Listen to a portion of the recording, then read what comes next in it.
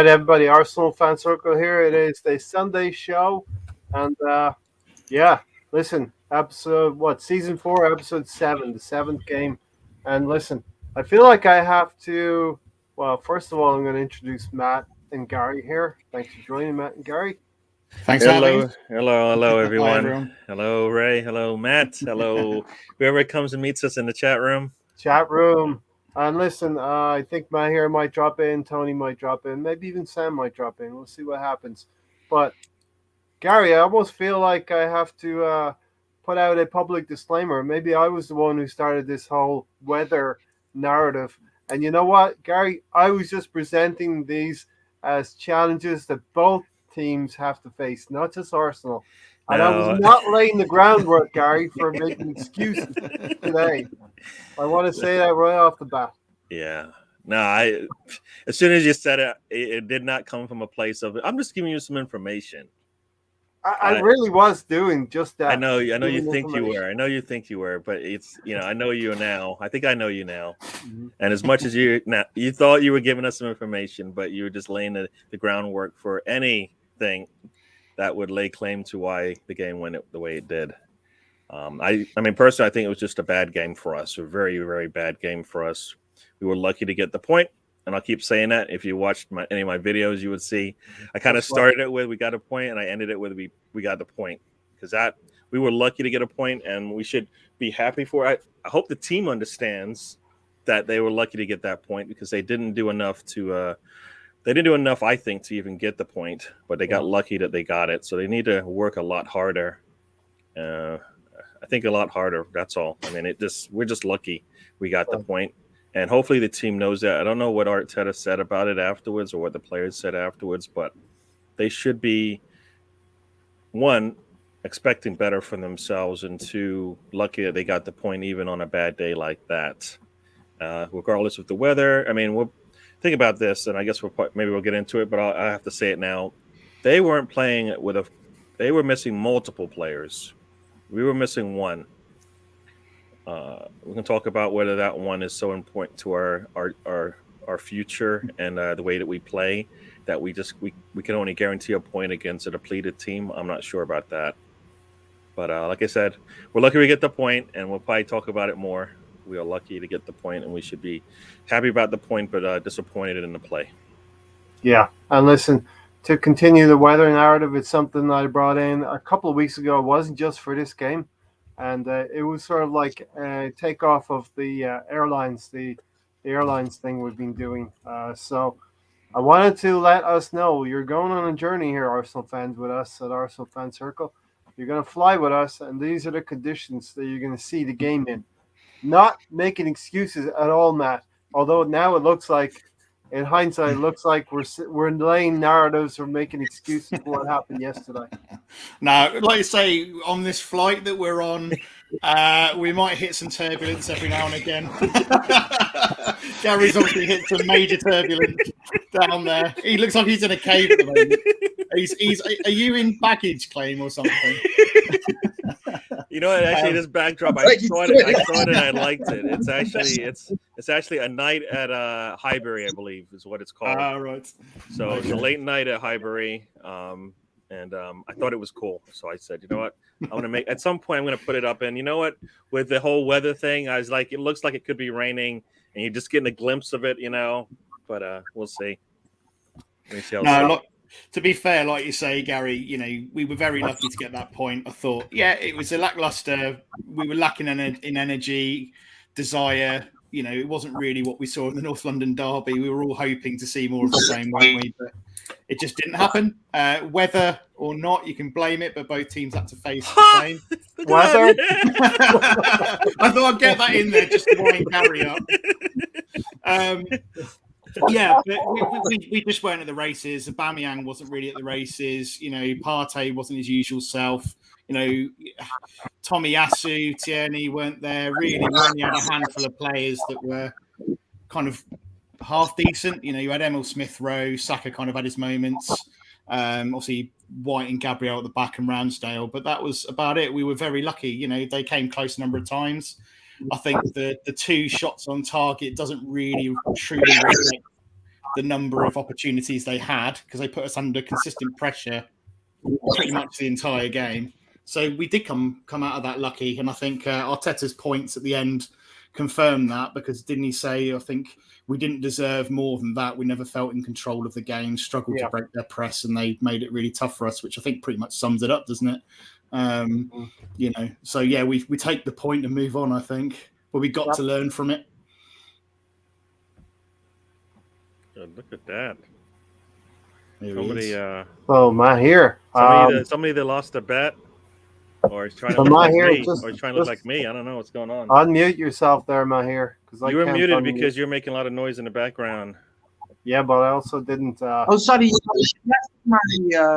I was adjusting my pod. Back in pod. I'm trying to look like you. You're close. You're close. Gotta get you out in the sun. I took a razor and I was like, okay. You're getting there. The Assemble said, my understanding after Reece Nelson debacle at his loan club, Arsenal's best work is on the training ground. Any thoughts on this, Ray? Yeah, I mean, Gary, I think, Gary, you mentioned we do all our best work on the training ground. Non-rain affected. So the weather is checked. The lads can't go outside if it's raining. But yeah, I mean, the club that he's at now, the loan club, I think it was more of a question of conditioning, and he wasn't fit enough at the club. So is that the club, the rest of the players at Arsenal are fit enough? Was Reece Nelson fit enough when he went to his loan club, Gary? Well, I would say that's representative of how they need to treat all their players the same, right? Even the ones that aren't playing, because at some point they may get in and play, and they should be able to handle it. So I kind of think it's a two-way street. Part of it is on Nelson, but also it represents bad for Arsenal that a player goes to another club and can't handle their practice, much less get and thus can't get into the game. I mean, it doesn't bode well for both, right? Mm-hmm. It doesn't bode well for both. So yeah, I mean, I didn't like the look of that. It just doesn't, for me, it doesn't leave a good taste in your mouth when your players go out there, because you want them to go out there and perform regardless of whether they're going to stay or go, right? Because the only way they're going to go is if they play.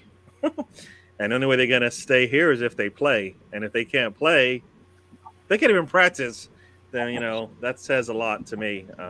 So it's something that, didn't look good, and we'll see.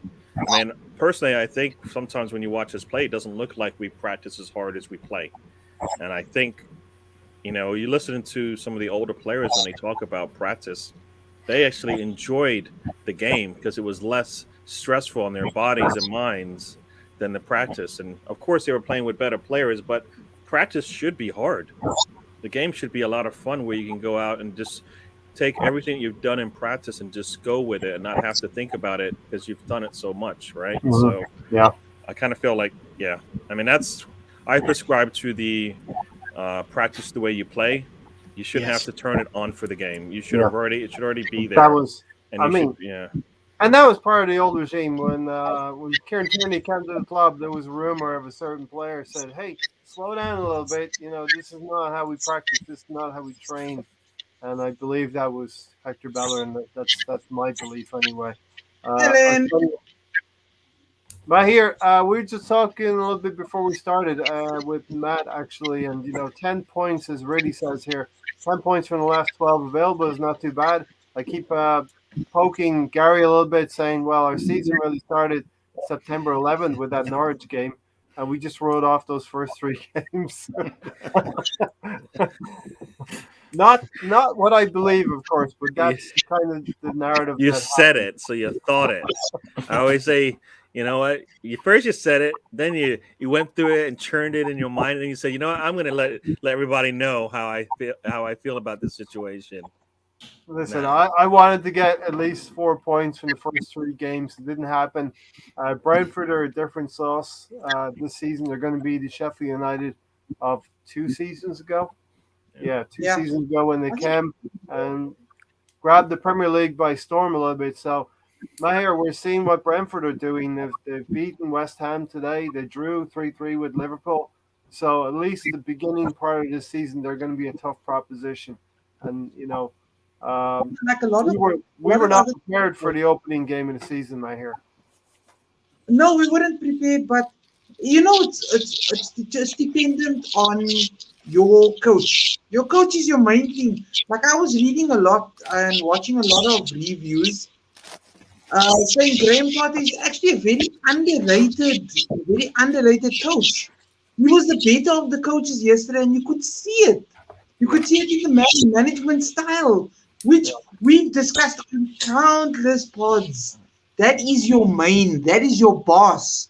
You should be able to just put everything out on the field. And all credit to Brighton. We were lucky to take 1 point. Very, very, very, very lucky. Yeah. Because they were better managed. And I mean, you could see it. And like I told you guys, Arteta out. I told you guys, he's not the guy. He's not the guy. I want us to win, but he's not the guy. Yeah. Like, what's Martinelli got to do to get a game? We need a striker. We need somebody to score goals. It's like he's destroyed Matt Gary. I'm sure you guys understand. He has destroyed certain players. And like Saka and Emil Smith-Rowe must be exhausted. Exhausted. What's it to just put on Pepe and Martinelli and give them a run? Has he got an agenda against Martinelli? But Maher, we sort of asked for a consistency of lineup, and that's what we're getting now as well. And you see four panelists here today. We're all going to have varying different degrees of whether we believe in Arteta in, Arteta out. Maher is very, very certain in his Arteta out. I'm still waiting till the end of October. I want to see what happens in these last 3 games for the end of October. And December says, Ray, how do you find out about this inclement weather rule? It's not a rule. It shouldn't be a rule. And as Rick says, this excuse is not. Tony's not here, but I'm going to say it's in his notebook. If he shows you the cover, you'll understand. I just. Not that I started this thing, but I wanted to inform our fans about the weather condition. That's the last time I'm going to explain myself. I think we're giving nowhere near enough credit to Brighton, personally. Yeah. I know everyone will say it's Brighton, we should be beating them, but they're not an easy side. They're physical. I mean, a lot of teams are gonna find it hard away from home, against that kind of team in those kind of conditions. It's not easy. And actually, I think, seasons gone by, last season, we probably would have crumbled and maybe given away those points completely.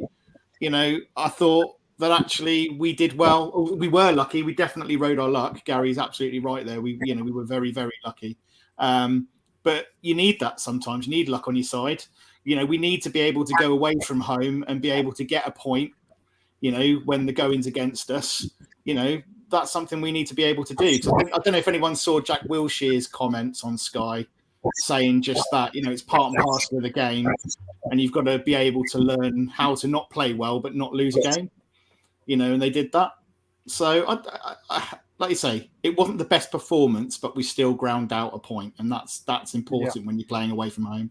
Exactly. Really said you can't blame the rain while playing in the English league. It's laughable because, you do get a lot of rain, especially Manchester area and above that. I mean, this was on the seaside. Very good to see. Maher is spot on. Taib has got your back, Maher. Maher seems to have just finished a meeting with the Russian mafia.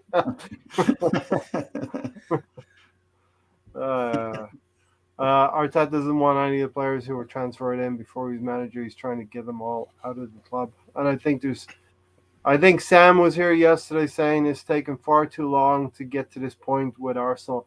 And I do believe it did take too long, but the club needed some major restructuring as well, getting some players in and out. And I don't think other clubs had that scenario when David Moyes came into West Ham, for instance. Now, it's still too long. 20 months is far too long for any of this to happen. But, Gary, let's pull out this weather narrative a little bit further. Both sets of players had to play with the conditions. I just believe Brighton adapted to the conditions much better than Arsenal did. And feel free to disagree with me. Feel free to disagree dig with deep, me. Gary. Dig deep. Dig I'm deep. trying. Just a second. In a zen. Whatever you do, Did it not look it to is you like not the weather. adapted You to the cannot. conditions? You know what? Here we go. I got a couple of things because, I listen to you guys. So one, Graham Potter. Many have said, is he would he be a good manager for Arsenal? And the question is actually yes, because that's what you're looking for, a manager with experience. A manager. I read James Rowe interviewed him a couple years ago, so I read the article, and basically, he took I think it was Sweden where he coached, I believe, and he took his team from the fourth tier up to the top tier. Yeah. So a coach who's done that understands a lot.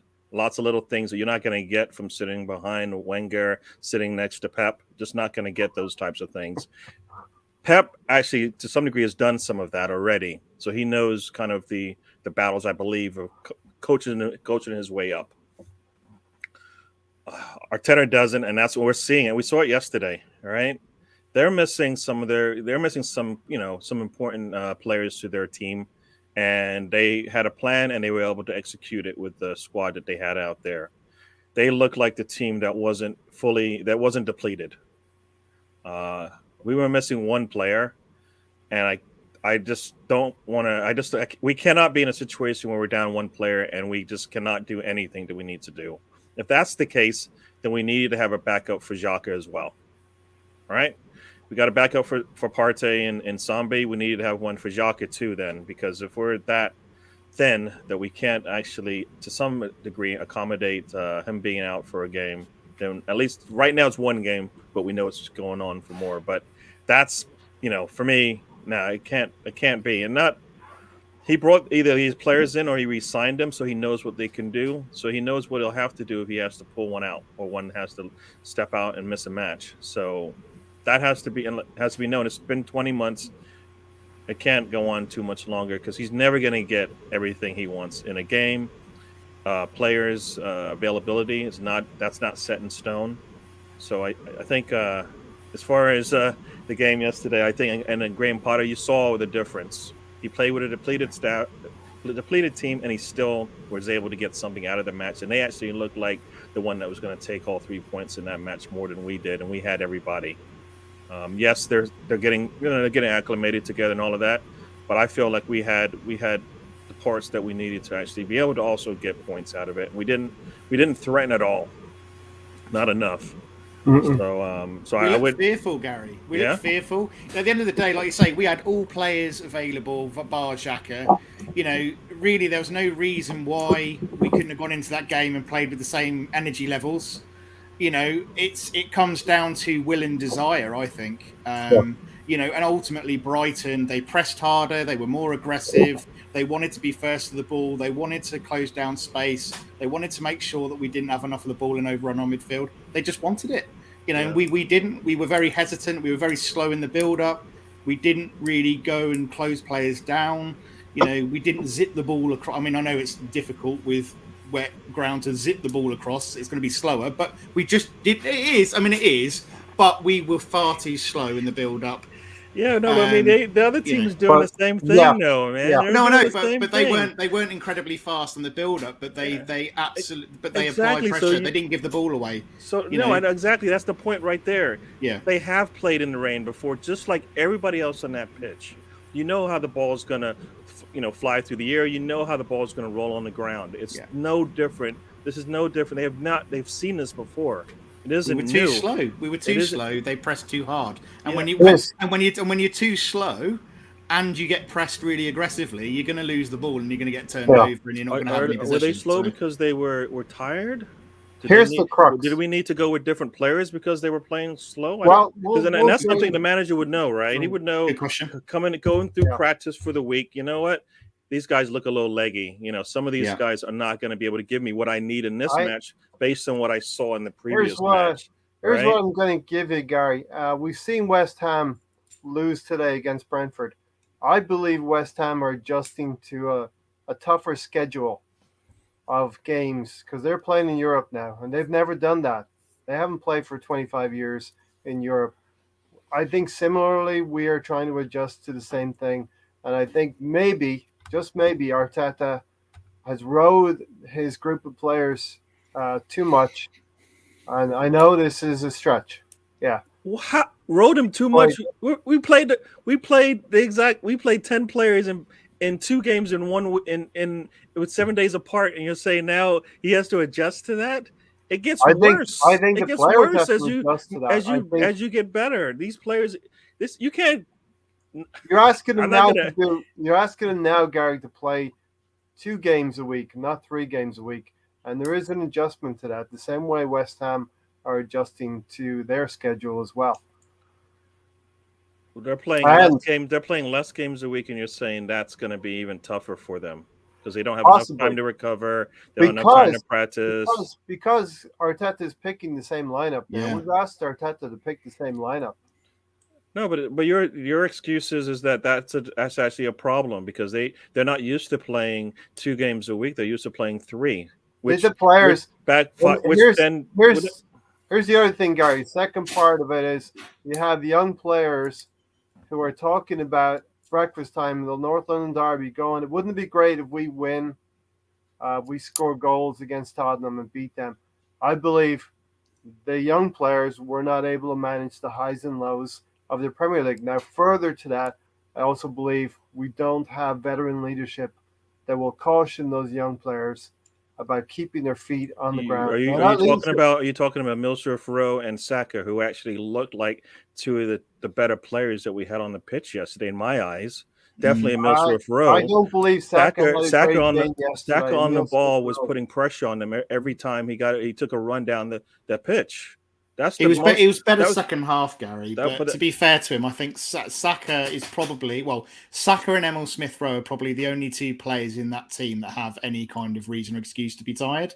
I think the rest of them that shouldn't have an excuse. And what I'm saying is the 2 youngest players on the pitch are the ones that actually looked like the ones that played as best as they could. Right? Saka might have hit the top of his energy level in terms of what he can provide because of what he's been going through the last number of months. But they actually looked like the ones that would actually get us something out of this match. Whereas the other players who have done this for a lot longer, and it doesn't matter if they're here, there, or anywhere in the world, they played many games, didn't look like they came out ready to go. And if they didn't, and they didn't know how this was going to go, then that's on the manager, right? If they didn't know that Brighton sitting at fifth is not there by mistake, right? So, there by mistake. It's not, and also it's a Brighton team. Last match, down a goal, extra time, and still was able to pull it out and get a point, right? So it isn't a team that's coming in. They coming in a little bit with a little bit of like a sense of urgency here in this game, right? Brighton they're playing at home. But everybody knows this. All of us knew going into this match it was going to be a game with a team that's really aggressive.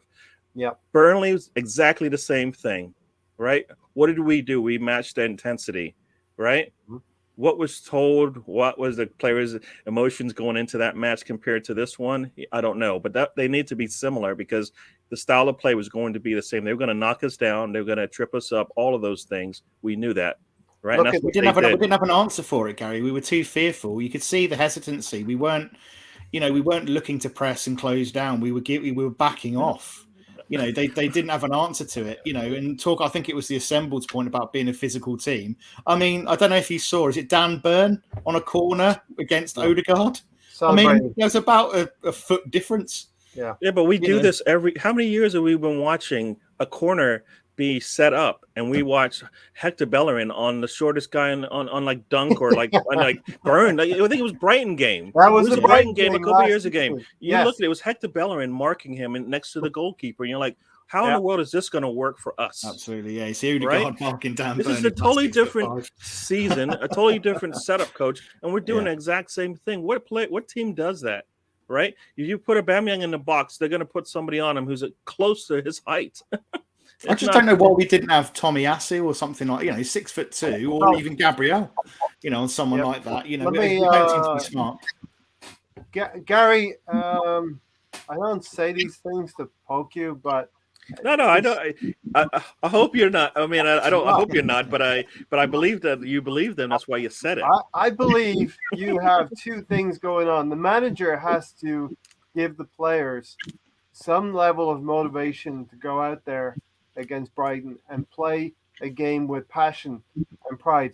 But once those players cross that white line, there is very, very little the manager can do to affect things. He can move things around a little bit here. He can change the formation or style of play. But that has to come from within as well, within the players. Now, I believe Saka didn't have a great game yesterday. He tried. Emile Smith-Rowe was a lion. I thought he really tried everything possible. Tried to drag the team forward.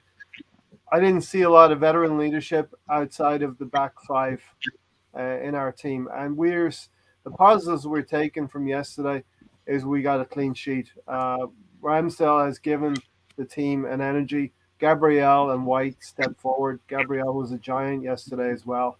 And Tierney had one of his more average games, but didn't hurt.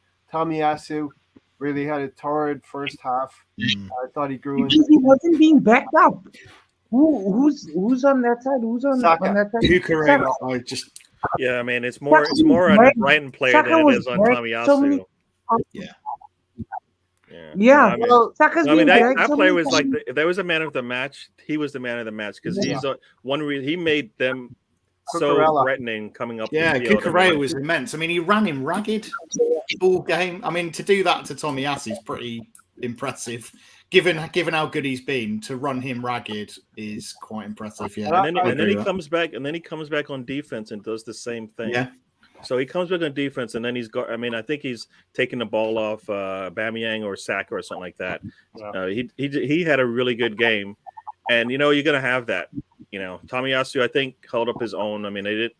I mean, but I think we need in the second our half, side right? to replicate that. I mean, we didn't get that. That's the thing. We didn't get that on our side, right? There's one player out there busting his butt, doing everything he can, and on our side, we didn't have that player that was actually threatening to them as much as we wanted. As much as he was to us. Let's get through a few comments to sort of augment what we've been talking about in the last 10 minutes and pull that thread out a little bit more. Ray, I'd rather have West Ham's problem than Arsenal's. West Ham are on the up. I mean, they are on the up, you would say, the Assemble, but they have to balance Europe with the league right now, and they played a very difficult opponent in Brentford and got stung right at the end. A lot of West Ham players blaming Fabianski for that goal, but I actually believe you got to defend on the edge of your box for things to get spilled out as well, like that. I don't know if you've seen that goal. Gary, your thoughts on Odegaard's performance last night? He had a really poor game, and if there was anybody that needed to be pulled out after about 30 minutes, it probably was him. Definitely at halftime, definitely at 60 minutes or 55 minutes, he should have been planned to come out. He was just having a bad game. Every touch he got the ball, he got a ball on. After that, it was just a negative play after that in most cases. So he was having a bad day. Don't know what it was, but as a manager, as a fan, you can see it. I believe we all saw it. The fact that it took so long to get him out of the match, I don't know why we're waiting. In these types of games, I don't know why we're waiting sometimes. The one good thing, Gary, was that Arteta did identify that he was the correct player to take off. Yeah, but it waited until 60 minutes plus into the match, and he was totally he was poor for most of that 60 minutes that he was in the match. I mean, 61 minutes, and I think that's probably early in Arteta ball. That's, to me, I said that's like the worst case scenario, but he should have come out sooner. I mean, you see it a lot. How many times is Arteta going to watch a coach, a manager on the other side of the pitch pull a player out a lot sooner than that when things aren't working for him? Right? I agree. I mean, it's not like he hasn't seen us before. Gary, that's not his style of movement before. He's done it last season as well. We're calling, make the changes. If nothing happens, we at least gave it a go. We at least put Pepe, we at least gave Martinelli 30 minutes or 40 minutes. Yeah. Only time I saw Odegaard yesterday was when he went off the pitch. I mean, you saw Bamiyang run off the pitch really fast, and you're like, 2, thank you, but 1, no, you're pissed. You had a really poor game. Why are you walking up? Why are you running up the pitch like that?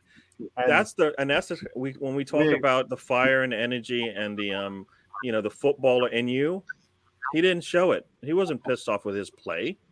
He was just happy to get off of that pitch and put on a dry shirt. You know what I mean? Like we had called for Aubameyang to show up in this game as well. It didn't happen. You could do it in Northern Derby. Yeah, but then what you do is these games as well. Earlier, right?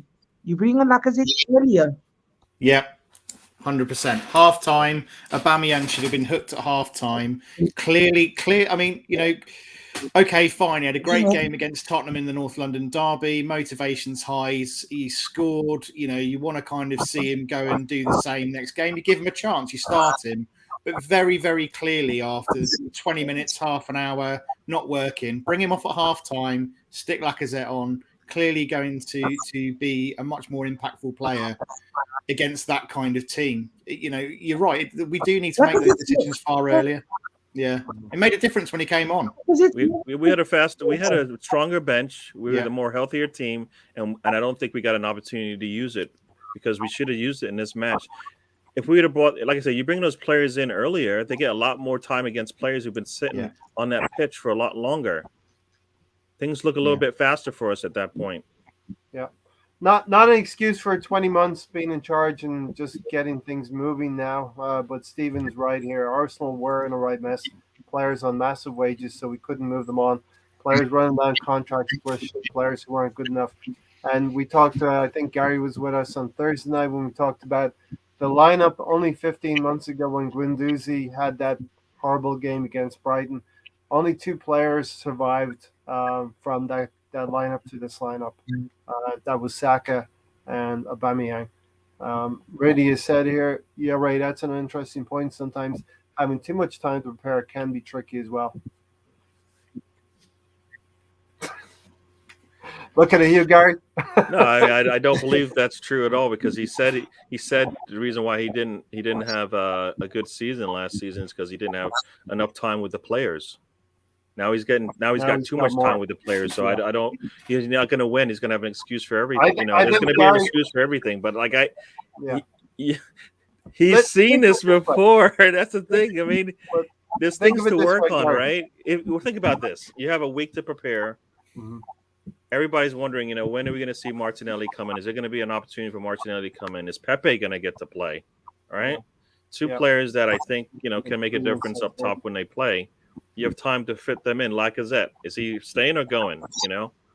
So you got 3 offensive players that we need to fit in because they're gonna sit idle and get rusty. All right, sitting there. So you have enough time. So like if he did make the change, I would understand. I would probably say the same thing. Why can't he stick with the same 11? But if he knows that he's going to get something like that, then he's got to switch it. And you know what? I would. If he said, I made that decision because of the way that I saw the team being set up going into the game, I would believe that. I would believe that, and most managers would do that, and you see it with even the bigger teams that they will rotate sometimes, and it doesn't have anything to do with the health of the player.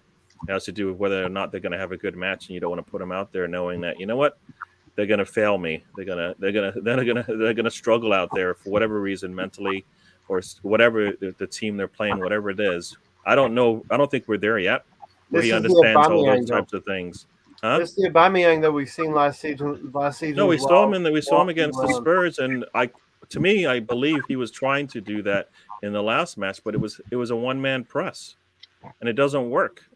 If you've got Aubameyang out there trying to put some pressure on the back line, and the wings aren't coming up, then what are you going to do? He's just looking like he's just running around for no reason. To me, I think Stephen says here it's wrong that a club like Arsenal relying on the kids to get them wins and through games our senior players want to get the fingers at. They should be helping the youngsters. To me, we're talking about through the week and Arteta preparing, but I think the senior players should also be preparing properly. And maybe it's a point to that they are not preparing properly. They're not getting the young players or the rest of the squad mentally prepared for a tough test at Brighton. you've had your up against Tottenham. You've beaten them 3-1. It's been great, but come Tuesday, you have to knuckle back down and redouble your efforts against the very, very good Brighton team, who are they doubled up on us on the wings and did not allow us to get anything moving forward. You look at the senior players though, and you think, well, actually, who have we got? We've got Lacazette, who was muted to kind of be moving away in the summer. You've got Aubameyang, again, questions over him, and he's not been performing for a little while now, and he shirks and hides when the going gets tough, if we face it. You've got Partey, and then really, in terms of an actual scene on Xhaka, we haven't got huge amounts of real senior leadership in there. Correct. Really, I don't think. And we've talked about this on the channel as well. We've lost leadership. We've lost David Luiz and maybe Granit Xhaka. Much do we dislike saying that, but we've lost that kind of leadership. And we wondered who would be the players who would fill that void and start to come in and do that. I think we're in maybe an adjustment period. I hope that's the case. You're looking at Partey, Mahir. Partey is the kind of player I think who will lead by example with a type of Patrick Vieira type of leadership. I don't think he's the type of player who's going to yell and shout at other players. I don't see that on the field, Mahir. No, no, man. Like what I'm saying is, in order to improve your squad, you do need to go out there and actually get what you need, not the second and third choices. Because as good as like Ramsdale's growing on me, I won't lie. So is Tomiyasu. But Odegaard is like these players are in general not good enough. That's why in the transfer window we were discussing and we said the amount of quality that could have been brought in to see massive results. I mean, even in a game like Brighton, imagine we had somebody like, for example, okay, we've played Emil Smith Rowe. Emil Smith Rowe, I love the guy. It's just that we burn him out. Like being at work, once you burn your workers out, they don't have that same oomph. And that's why you find mistakes are being made. And then you wonder why you get called to the office and these guys, your bosses and your managers are shouting at you like, yo, what the hell's happening? Are you tired? Do you need a day off? What's the buzz with you? And you're like, no, it's just that day in, day out. 7 to 5, 7 to 5, 7 to 5, Monday to Friday, and for 1 o'clock to 2 o'clock, for 2 hours past the limit on a Saturday. And then you wonder why nobody wants to really push on and get more money for their bosses. I like putting it in work perspective because a lot of us are at work, and even those who don't have jobs, we pray for them that they get jobs soon. Yeah. Apparently, Stephen, they don't train hard enough. So Gary, let's take some positives from this game. We'll go around the house here. Positives from yesterday. All right. Well, I guess I wanted to, I don't know, talk about you talked about the senior players. So I guess I'll go negative a little bit before I go positive. But yeah, like I think it's Matt and Mahir said, the senior players that we're leaning on aren't really senior players. They're just some players with a lot of experience playing in a league. They're not able to provide any of that to the youth. I think the youth are learning somewhat on their own. Yeah, or as they go. That's not good. I mean, and like Mahir said, why can't we just go out there and get that experience that we need, that leadership that we need? I mean, I've seen other teams do it. Maybe it costs a little bit of money, but they needed it. I mean, once again, we're gonna bring it up. We bring it up all the time. Why did we let Luiz go? You keep Luiz, you keep Saliba, you got Gabriel. You've got at least a decent, and you've got Chambers and Holding and Marie. That's more than enough, right? That's more than enough for a team that was top 3 supposedly in defense last season in the middle of the pitch, right? I don't know. I'm just thinking out loud here. So you gain that leadership, and he doesn't have to play every match either, because you do want to get your youth along, move them along the line and get them ready to play full time. In midfield, like you said, Partey, when he's healthy, he shows you by example, but he doesn't present himself like Xhaka does in terms of like everybody seems to gravitate to Xhaka, but he doesn't have the quality of a Partey. All right, so you get different things from both of them. And I guess that's a positive for Xhaka, even though I'd rather him go, but I'd rather him be a squad player, and that's why Arteta thinks he's a starter for him, but he's holding him back. He's holding the team back because he doesn't want to get better there. Why not? Right? He's gotten better everywhere else, but why not there? I think improvements are required everywhere, and that's even on top of Xhaka, he's seen play for the last couple of years now. But positives for the game. Oh boy, now you're trying to reach into a really, really deep well to find some positives out of this match. Like I said, I think Emile Smith-Rowe to me was one of the biggest positives out of them, and I think it's an easy one. There might be some other players that showed glimpses, but I think for 90 minutes he showed the most. He was the most consistent out there. The weather didn't bother him. The team that he was playing, the tough team that he was playing that was going to knock him down, didn't seem to bother him. He was just a little bit out of sorts. I watched the middle of that pitch, and we weren't in there. They made it easy to defend. They had rows of defenders and nobody there to make them even have to adjust.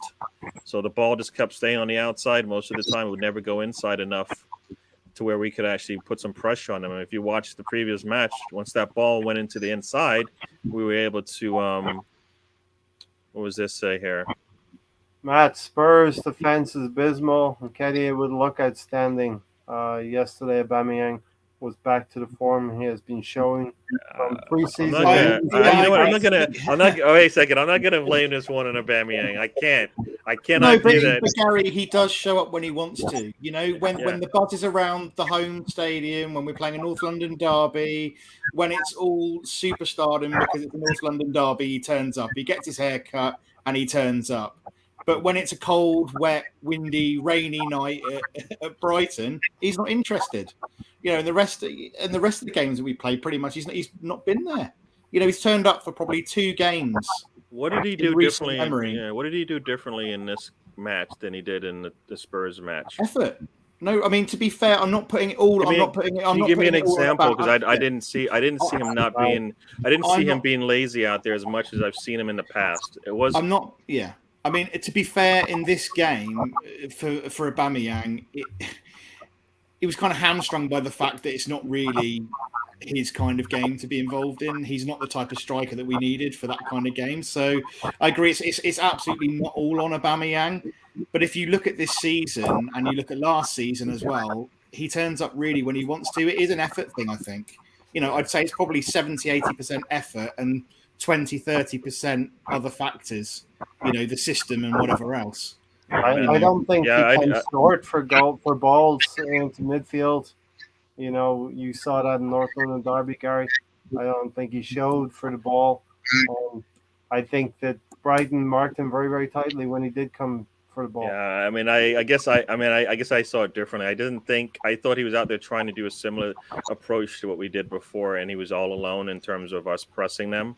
I don't feel like we did that enough in the match. And when you have one player doing it, it looks out of sorts, like he's not part of the game plan. That's what I thought. That's what I saw. I think what really happened, Gary, was we were shut down from their fullbacks. They doubled up on our wingers, and it's no coincidence that our better chances came from opportunities through the middle. They really shut us down on the wings. Yeah, but we didn't even show. You want to talk about showing? We didn't show for the middle at all in that game. In my eyes, there's nobody there putting any pressure on the middle of their defense. Nobody. There was gaps. We didn't have the ball, Gary. No. But when we okay, I get that part. But you know what? See it. But you know what? When you get no. You make no. You're gonna blame Aubameyang. I'm all for getting rid of Aubameyang. I could see him going. And you can see the difference when you bring Lacazette in. The game style, the style of play changes, right? So it's not. He's basically more of a false nine than he is a strike at all. Because he's going to come back and do a little bit more of that work. But yesterday, like if you're going to play that, then you got to play it to the strengths of the players. No, that you have on I the do pitch. agree with that, Gary. To be So, fair. so Yeah. no, but in the previous game, everything was going through the middle because we actually we forced our way into that middle and made them have to defend us. Yesterday, we said, you know what? I don't know if I'm going to have to work that hard to get the ball into the middle of this pitch here. Thus, I'm going to put the ball on the outside. And like you said, they had us out there. And then every time the ball went to the outside, it was like, tap, tap, tap, pass to nobody. We saw it with Tierney. He got the ball one time, took the ball, and just passed it upfield. There was nobody in sight, nobody even close from our team to get to that ball. And you're like, that was just a waste of a possession, right? And you see it. That's why you can't hold on the ball, because it seemed like the second pass after that, we're done. We couldn't make a third pass at all because we lost the ball by them. And that's not on Aubameyang. I'm sorry. That can't be on Aubameyang. And holding on to the ball in the midfield, we had Emil Smith-Rowe, we had Erdegaard, we had Partey, we had Samba. We had more than 4 players that should have been able to command that middle, right? But they didn't as a team, They Question, Gary, though, for you. Do you think, in the midfield, that's where battles are won and lost, aren't they? But you think we were so overrun and bossed in the centre of the pitch. Do you think that Partey and Lokonga partnership works together? Or do you think we need to look at other options alongside Partey instead of Lokonga? Well, I don't know. I don't know when it happened in the second half, but Sambi looked a little bit more comfortable on the ball in the second half, and looked much better. Where I was hoping he didn't get subbed off, because like you said, the first half it didn't look like it was working between the two of them, and maybe it was a point of it's people I think we were talking maybe it was a point of bringing El Neni in, basically just because he's going to do some of that work that Partey needs, right? And I guess the spacing between, if I remember that right, somebody said the spacing between Sambi and Partey was a lot bigger than it was against Xhaka, and that made a bigger difference in this match. But if we can see that, Arteta can see that too. So then, is he playing them differently, even though it might work better for Partey? Because the key to this whole thing is how Partey plays, right? He didn't look so good today. He did not have a good game. The biggest difference between last weekend and this weekend, of course, is the level of performance from the majority of the team, and it just was a huge drop off from in 7 days. And I think some of that comes within your heart desire. Maher, as Stephen said, no one else concerned about our lack of goals and chances created. Of course, we're all concerned about that. The players we have, goals, chances created should not be a problem.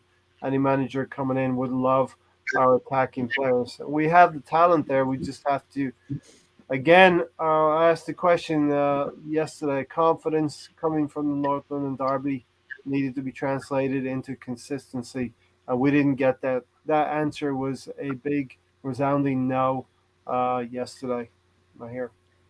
You know where my confidence would come from if I was Aubameyang? Playing for the Arsenal. Never mind North London derby. Those guys are trash. It's expected. You look at the fixture list. Oh, we're playing them at home. That's guaranteed 3 points. As terrible as we've been in how many seasons. But the passion, like Gary, like Matt has said, it comes from the heart. Like you've said, it comes from the heart. Just playing for the badge, like every game you need to set up in a way that your manager would like.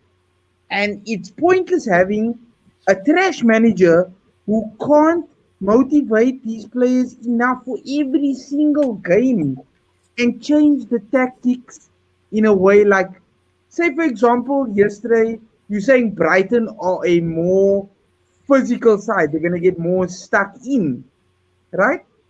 Why don't you, if it's not working with Aubameyang, I wanted him to score 2 goals yesterday, even more than 2 goals. Yeah. And I look like an absolute fool. I'm not going to remind everyone your predicted scoreline. I'll hold up my hands. But then why don't you bring on subs early? Why don't you bring on, you see it's not working after 40 minutes, you say, okay, cool. Right now we're going to bring on Lacazette.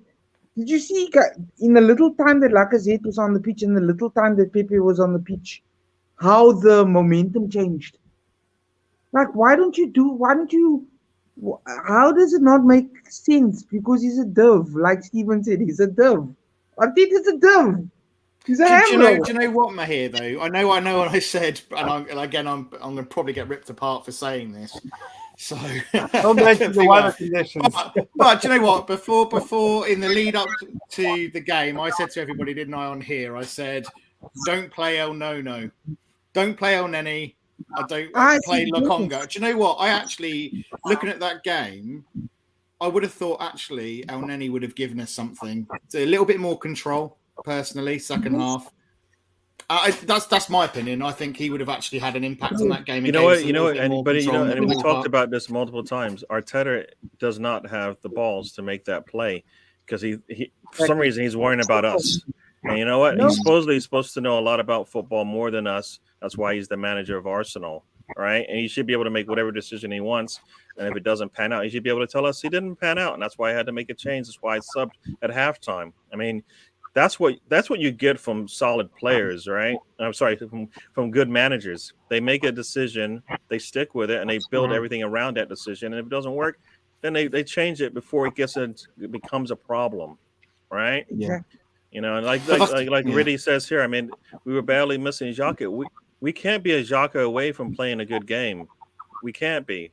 But the thing is, El Neni gives you what Xhaka gives you to a degree, but without the discipline issues.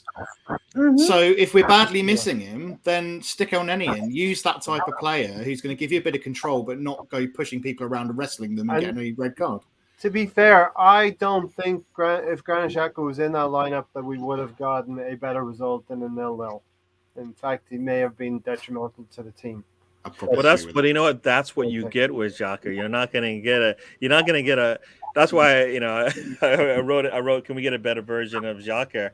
And I think it was Alex from Cannon Fodder said in the chat. Arteta believes he has the better version of Xhaka. And that's the problem. Is like I believe there are better players out there than Xhaka that perform that same task. Everything that he does there, and they may have the leadership, they may not, but they can definitely do the work. You guys are talking about Pepe and Lacazette coming on late and looking good. Yeah, because they're going against players that have been sitting on the pitch for 60, 70 minutes. I mean, we see this all the time. They look really good for 30 minutes. They start and then we can't get a game out of them because they don't play the same way they ended that last 30 minutes. And you're like, why? What's the difference now? Do the same thing now at the start of the match that you did at the end. You're talking about leadership. I mean, there's two comments I'd like to tie together. One was from the Assembled a little bit earlier on, talking about Arteta, shouldn't he be showing leadership? Yeah, absolutely. Leadership starts from the very, very top. And as a manager, you have to be that ultimate leader. But then on the pitch, you need to have leaders on the pitch as well. And, Stan the Man's very right. I think he's just put, when the average age of your team is 23, there are bound to be inconsistencies with weekly performances. The majority of these players are still learning their trade, as is the manager. This is the problem. We have leaders in the squad. We have, the Ramsdales. You look at Ramsdale, he's clearly got leadership ability. You look at the likes of Lokonga, I think he's had leadership duties at Anderlecht. We have the likes of Gabby, and we do have leaders in the squad, but they're still developing and they're still raw. So, we do need, really established leaders on the pitch. It's okay having a fantastic leader as a manager, but when you're on the pitch, you need players next to you that are going to be giving you that leadership. Your manager's on the sidelines. But you see, but that's why we actually burning out our young players and we relying game in, game out. Comments from the Assembled and Stephen, Denham and everybody else are saying, that's exactly what it is. If we needed that quality, why didn't we go out and go get that quality? Partey could have been with Bazuma, I said the season before, Decore. You can go with the Ruben Neves. You can have all of that, and then you've got your youngsters to develop and giving them game time also. Like, how much pressure is being applied on these young players right now? It's too immense. It's too immense for them to carry us each game in, game out, and that's why a lot of people are like, oh, that was it's a horrible performance and everything. But I mean, these are young players, though. I mean, to Most haven't to played in follow the to follow on from what Mahir is saying, I thought Emil Smith Rowe was immense, but I thought he was the only one really out there trying.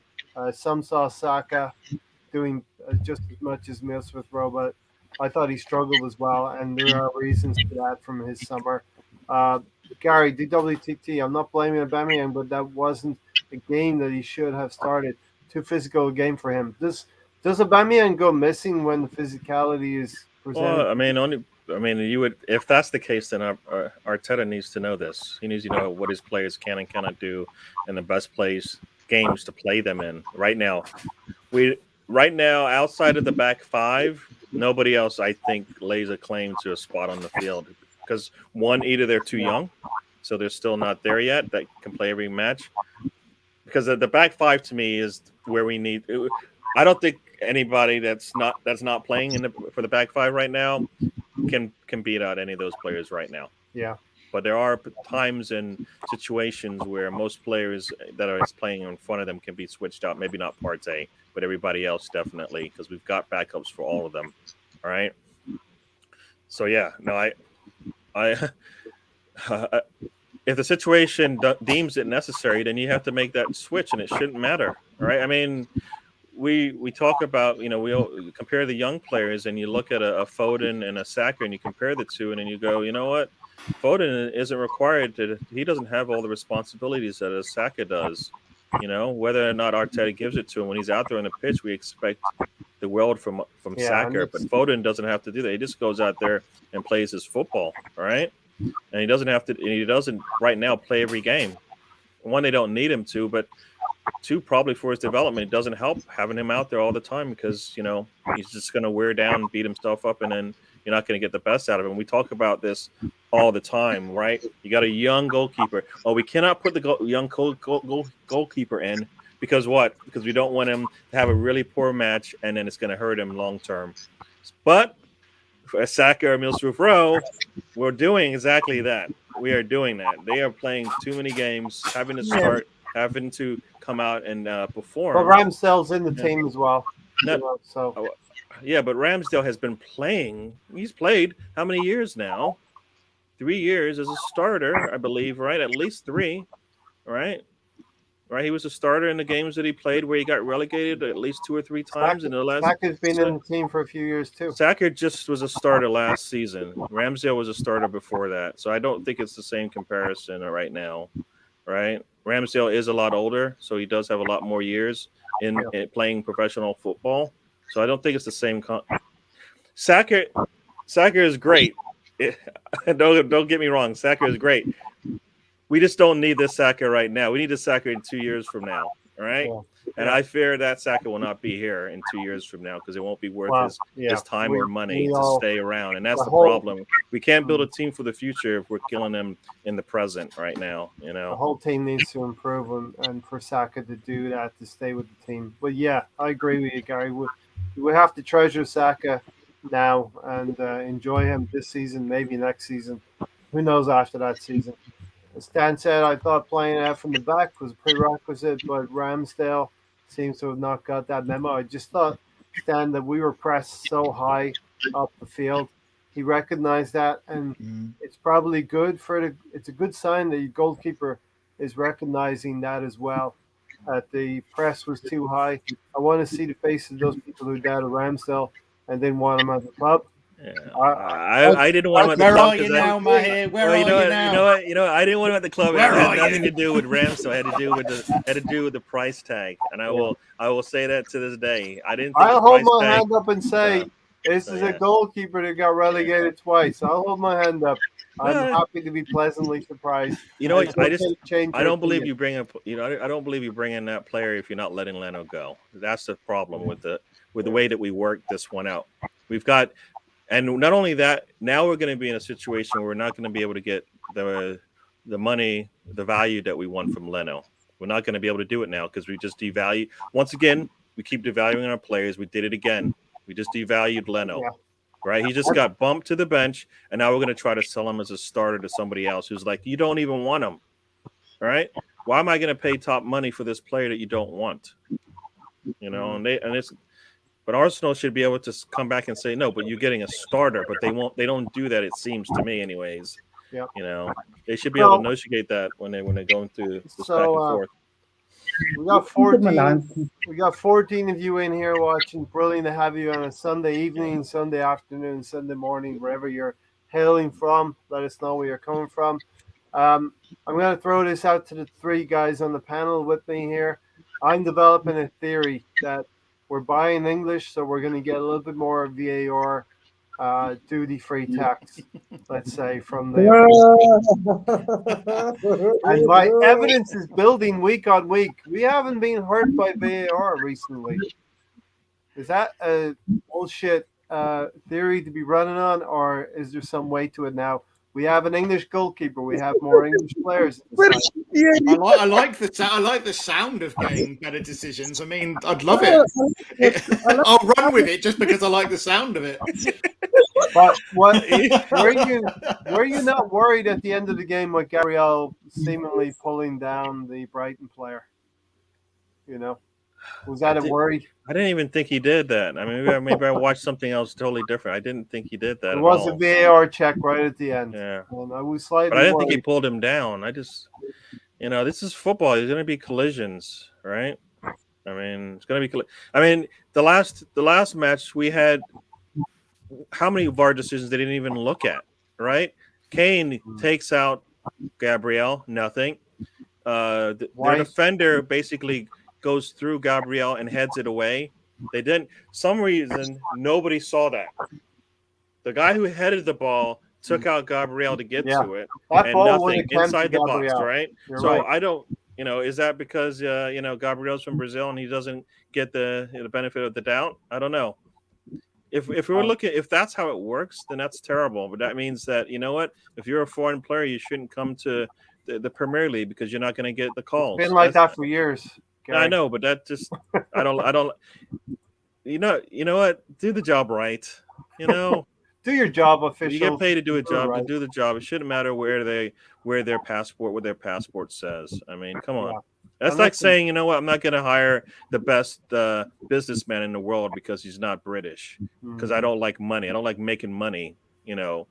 That's stupid, right? You want your league to be the best, so you hire the best and you get the best out of them, and it doesn't matter where who they're working with comes from. Right. I mean, my hero will be back in a second. He's just dipping out. As we mentioned, Stan said, the average age of the team is 23. There are bound to be inconsistencies with weekly performances.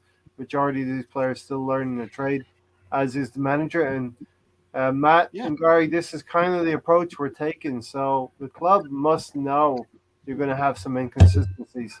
We don't like it. I get this, Ray, and to be honest, I think if we're really honest with ourselves, this is a really good point, because we are going to have the inconsistencies. It's not going to be all on the up and up. We are going to have bumps in the road. And to be fair, to go away, I think if you look at from a really basic point of view, to go away from home to Brighton to a team that are top six at the moment, they're playing with confidence, they're playing well. I think we've done well to get a point there, and we're not going to see the North London derby type performance week in, week out. You might see that in a couple of years' time when they've all gelled, they've all matured a little bit. We've maybe had a couple of, star quality additions maybe next summer and bring in that experience and leadership and a couple of star quality signings.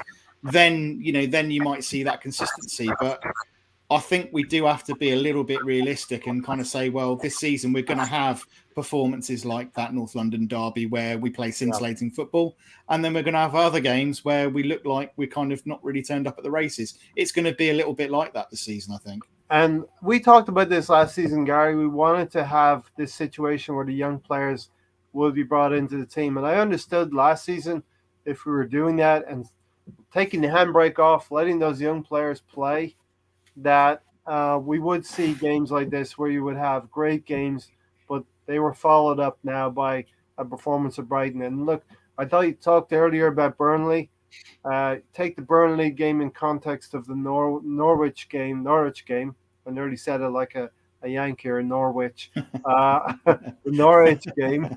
I have been living here too long. The Norwich game. They're making excuses again. What was that? They're making excuses again. Now you're saying it's the Yanks and it's the Americans that have changed you. Just by Norwich. The Norwich game was different. We come off of that Norwich game. We get a lucky win at home to Norwich. We go to Burnley with a newfound confidence that we can eke out results. So that Burnley performance was built upon by the Norwich game.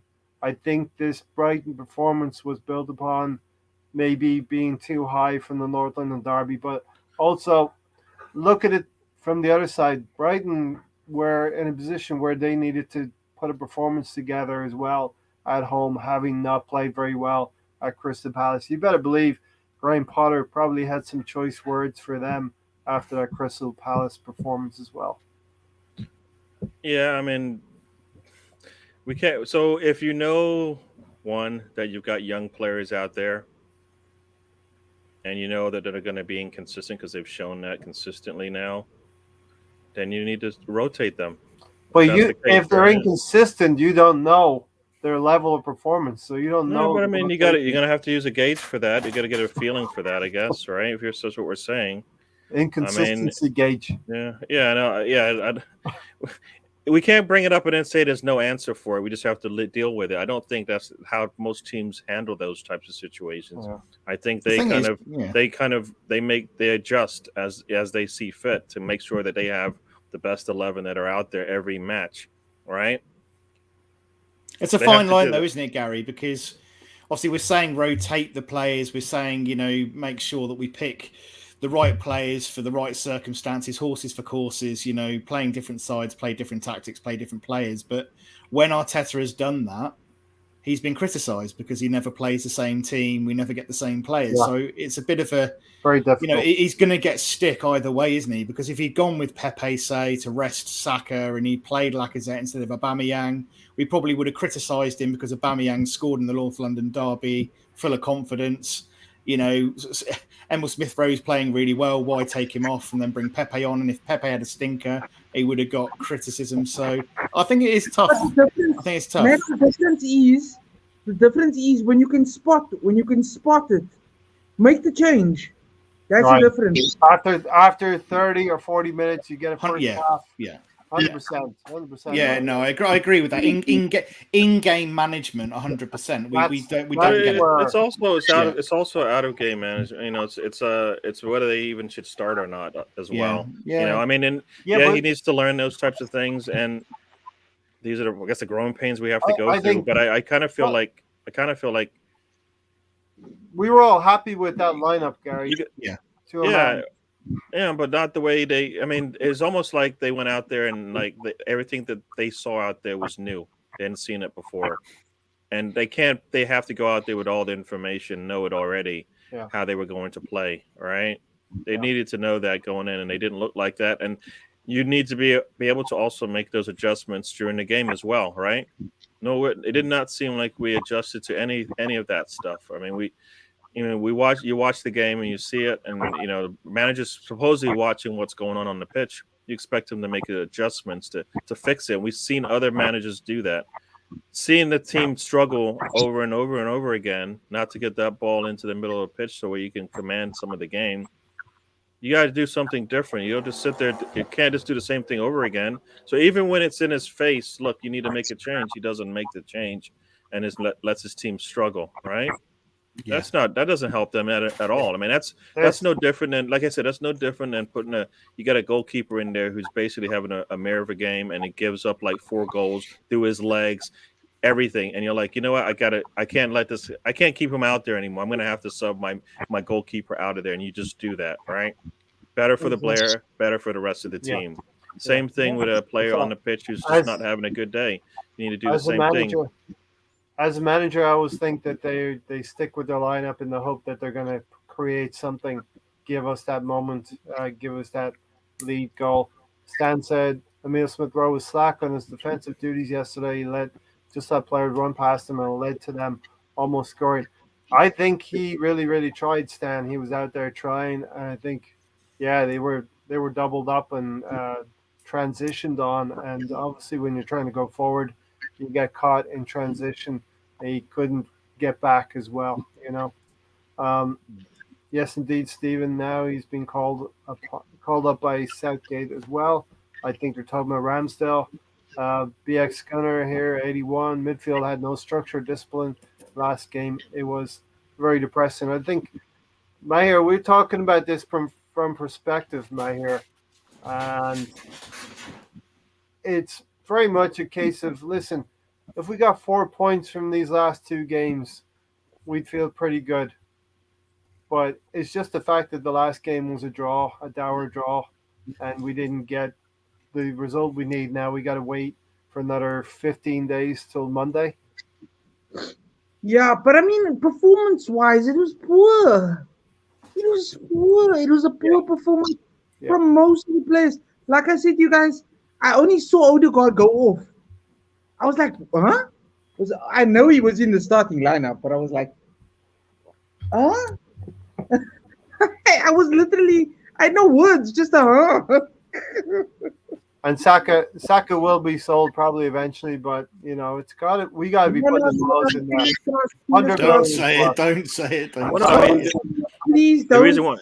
reason why that's actually a fair is because as a squad we are not there yet, and he's going to be worth more in dollars and cents and pounds to Arsenal than he is than everything else that he brings to the table, right? I mean, because you're going to be able to probably buy two players to add to the team that are going to be quality players if you sell them for the right price. Disappointing as it is, but that's where we are right now, and that's why when we talk about depth, and I always bring up the age dynamic. We are just too young. We don't have those players in that 23 to 28 age group that are legitimate starters for us, that actually lead for us. I mean, we don't. Partey's not consistent on the pitch, so in his career at Arsenal. Hopefully that changes because he'll be the leadership we need in that age group. But then he'll be 29 next year, right? I think if I'm thinking correctly. I think Tierney's going into that age bracket right now.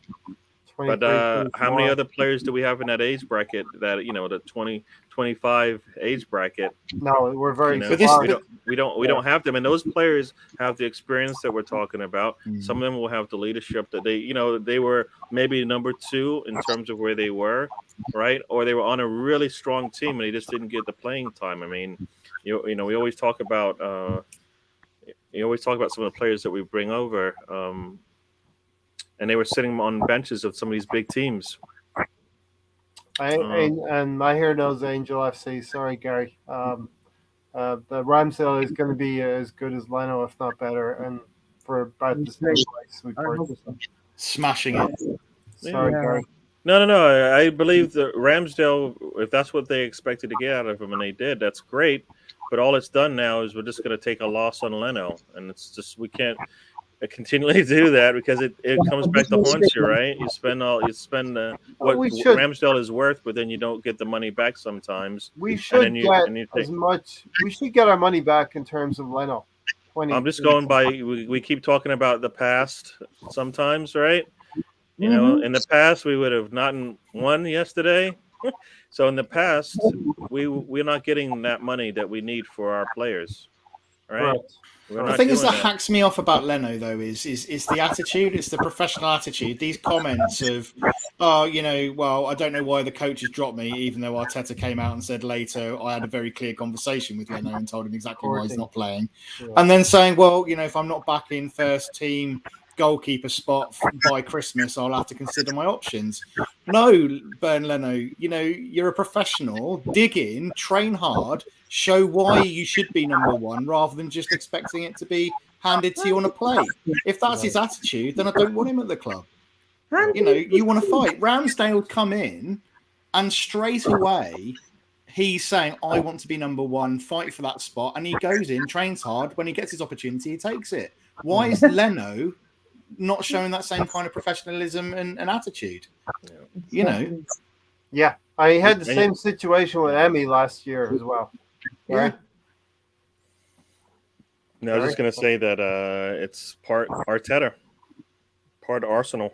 Yeah, and there's a Situation lot have with the of things team I where like about Arteta, but he's got to Yeah. learn some things as well. because the players they don't either one they don't believe him, but two he doesn't carry that much credibility right now, where they would understand why they're making these moves and wouldn't say a damn thing about it. Right?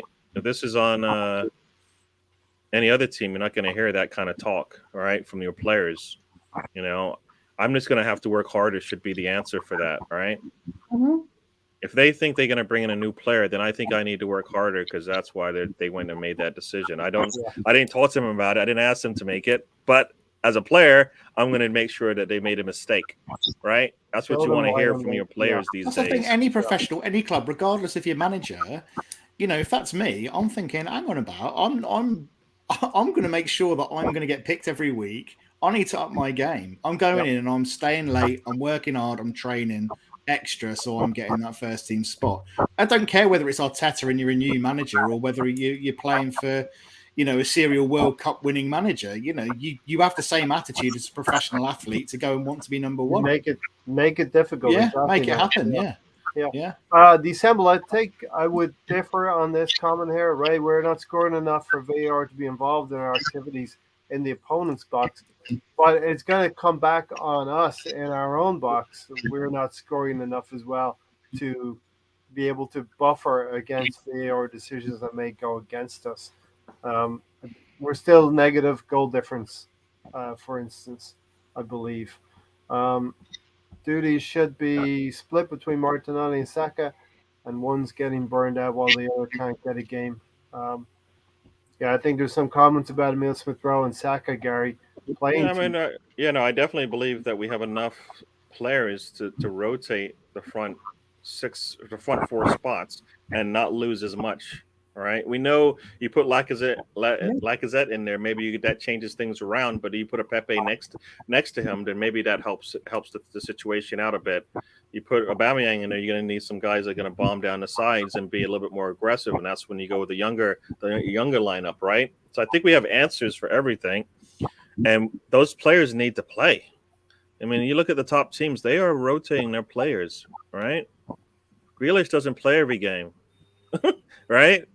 And they spend a lot of money on him. He doesn't play every game. Why can they do that and Arsenal can't? We've got Martinelli, we've got Pepe, we've got Lacazette that are starters for this team. They should be able to get a game. And, I think if they rotated them, we would probably feel a little bit more comfortable with it. But the fact that it seems like until something bad happens, like an injury or a card or something like that, it's the only way they're going to get in the match.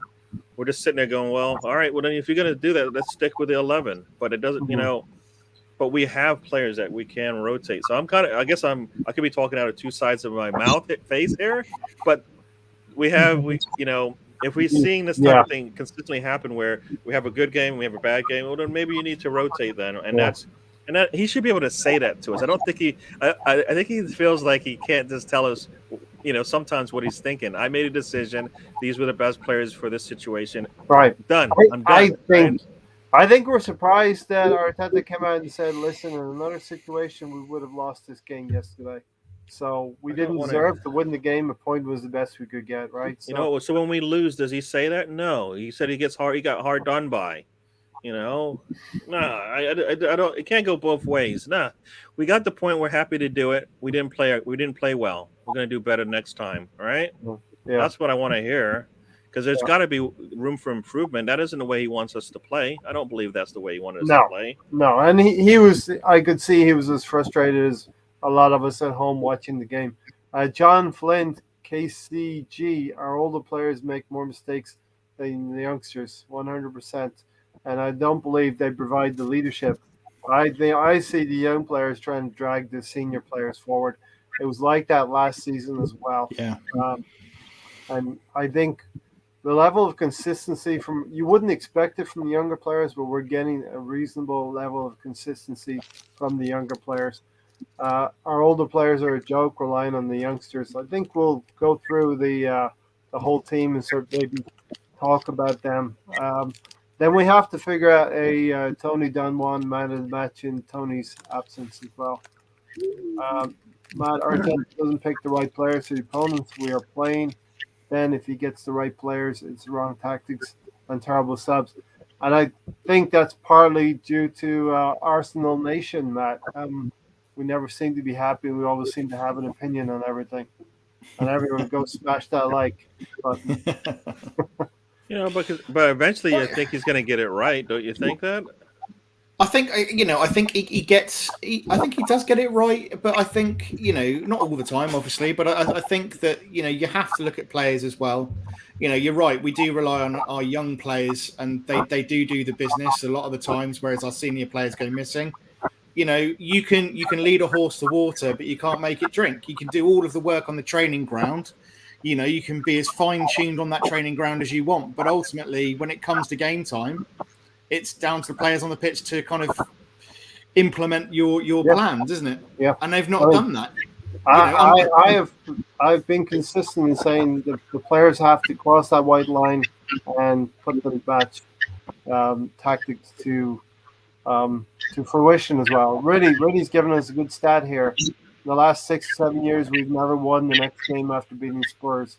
Interesting. And that is an interesting. We play up and down to our opponents when we're in form. We weren't in form the first 3 matches because I don't think that's anywhere close to where we can play. But we've played the next 4 matches basically to the opponents we're playing. Right, Burnley and Norwich are struggling teams, and we seem to play to their level. The Spurs were ahead of us, and they were looking really good at the beginning of the season. We kind of played up to them and bypassed them, right? Once again, Brighton is around our level when we can't play that way. We need to, because we saw it yesterday. I mean, we got the draw, so I guess maybe it's okay. But those teams are going to play us a lot tougher because a lot of times they are well coached, well managed, and they have a structure that works for the players on hand. And they'll seem to always put themselves in situations that other teams can benefit from. I mean, they didn't make too many mistakes where we're like, well, we had to force our way through it as much as make mistakes. They didn't pass the ball to us multiple times and lose the ball so many times. I mean, and like you said, they played with heart. And I think like I said, it comes back to the way that their manager was. He was coached. His coaching career basically symbolized a little bit of what I saw on the pitch yesterday. It doesn't matter how many players I got to play with the ones I have on the pitch, and they're going to have to do the best job I see fit. And he was able to get the best out of them. No, you're right. It's really impressive, like you said earlier, about the fact that they had Basuma out. I think they had Altazet. Is it Altazet? And Welbeck out. Basuma was a big miss for them. Yet, they obviously they sold White as well to us. Yet they've been able to replace those players and still continue playing the level of football that they want to play with no difference, really. And we've not been able to do that. Yeah, and that's why I mean a lot of us want more seasoned manager to coach this. We got a Lamborghini and we got a guy fixing it who's never seen, doesn't even know what doesn't know what a Lamborghini is. I mean, as BX Gunner says, BX Gunner 81 says Rafa came in and he knew what to do. James was comfortable, doesn't train hard. I wonder if we have a player or two like that at the club. And we know James Rodriguez is not at Everton anymore. Ramsdale has proper mentality, needed to be number 1. He's prepared to fight for it and fight to keep it. Leno expects it handed to him. And we have a bit of previous where Leno had it handed to him. Emi Martinez, whether he had the stomach of the fight or not, we don't know. But he moved on to Aston Villa. It's weird that Leno has that kind of mentality because he'll never be a number 1 German goalkeeper with that mentality. No. Right? I mean, there's no way with that mentality. I mean, at some point, he's not going to be there as a number 2 or 3 or whatever number he is right now, because you need to feel like you're the number 1, right? They should feel if they have to go to their number 2 and 3 goalkeeper in Germany that they're not going to see a big significant drop off because they have the best goalkeepers in the world. Essentially, that's got to be the mindset, right? Yeah, right. Neuer, Manuel Neuer. So they have. Here is the what do they call it? Here's a player you look up to if you're saying I want to be a goalkeeper. And he's sitting. You practice with him every year, multiple times in a year. You sit there and you watch Neuer play, and you get something from him every time you Or do you that. get You discouraged. come to Arsenal and you do the exact opposite. Why is that? All right. Yeah. There's Why two is kinds that? of players. You recruit two kinds of players, Gary, for your project. Players who are happy to come to Arsenal, live in London, have the lifestyle, and be paid well. And those players will believe they can only get a certain level of performance from their club. Or you have players who come in and say, I'm going to be the difference. I'm going to make this club move forward by my individual performance. And, that's the beauty in any club. They've got to make the right choices in terms of who they hire. Um, you know, so let's go through. I think the best thing now is to go through the team and sort of talk a little bit about Ramsdale. We'll start off with Ramsdale, Matt. Yeah, I mean, fantastic. He, early on, there were some calls that he kind of had dropped a clanger. And yeah, he dropped the ball into a dangerous area. However, actually watching that back, and I don't know if you saw it first time, I certainly didn't. Yeah, the foul. I didn't see Lewis Dunk go shoulder barging into him. Didn't see it. Didn't get picked up on the commentary. Ref didn't obviously pick up on it. Laid out for a couple of seconds, almost looking like he'd absolutely been laid unconscious, almost, half days. So yeah, he did drop potentially a clanger there. It wasn't great to drop the ball in a dangerous area, but at the end of the day, that chance only came about because he got shoulder barged off the ball, and it should have been a free kick, really. But other than that, I thought he did very well. That save towards the end was just phenomenal. Again, when you need him, he's there. He's there. He can pull that world-class save out of the bag, whether he's been busy all night or whether he's been standing on his goal line twiddling his thumbs. He's there and he's ready. And I've lost count of it. I mean, in such a short period of time, the number of fantastic saves that he's made is just racking up. Yeah. I actually think, Gary, he's plugged into the game. I've told you about the mic session with Sheffield United when he's with Sheffield United. There is a video of him being mic'd up, and he communicates with his defenders a lot. And also, to Matt's point, he was fouled there, but I think he made it visible as well. Whether he was really fouled or not, he made it visible to the referee that he was hurt. Very much in contrast to Bernd Leno in the Brentford game we've talked about. Mm-hmm. Yeah, I mean, I don't think Ramsdale had I don't think he could have faked that one because there was some serious contact up high on the body there. Where I guess Leno was a little different. It was a little bit hidden, I guess, from everybody else. But everybody else but us. We all saw it. We all knew what was going on there. But yeah, no, you look at that, and he was able to get the hand on the ball and they get taken out. But I kind of feel like even if he hadn't gotten hit, he probably would have gotten to that ball before everybody else. Just based on what I've seen, or at least made a point to block it. I've liked Ramsdale since I've seen him play for Arsenal, and like you said, the key thing is for me more than anything is that he's got four players in front of him that are all on the same page with him and know kind of what he's thinking. I mean, he needs to dive out, so just let Mahir say goodbye. Just want to say I love you guys very much. All of us. Right back at you, Mahir. All right, Mahir. Great week. Love you too, dude. Cheers. Take care, Mahir. I was gonna bring him in a little bit more as well because I feel like the three of us hogged the conversation. But you're supposed to be the host. What are you taking over for? So yeah, Gary, Ramsdale. No, yeah, I like I said, I feel like I'm happy he's there, and he's until he does anything different, he's got the number one shirt. Let's move on to the other business at hand, which is the spots in front of that back line. I mean, make sure we've got that sorted out. Yeah, Ramsdale needs to replace Pickford as number one. Pickford can be only dodgy at times. Geez, sometimes it's hard in your mat, and I think we might have some of those. I thought we'd have some situations like that with Ramsdale. Pickford took a long time to adapt, but he's taken to the position like a fish to water. We're moving like Shamak is still our striker. Yeah. Ray, what do you mean you don't agree? Could you explain that in a little more detail, please? I'm just talking about, I think, the VAR decisions. it's fine margins, and if VAR does come to pass against us, I think we'll be caught out because we're not scoring a lot of goals. I think finishing the eighth 2 years running says something isn't right. What do you think? I think it tells me personally that the club was in a mess. We're trying to restructure it, and the other clubs have gone past us. You know, I think that's what it really. Anyone else want to jump in on that conversation? But big up to the ladies who won 4-0 away at Villa. The ladies are smashing. Arteta, Yeah, they really are. Yeah.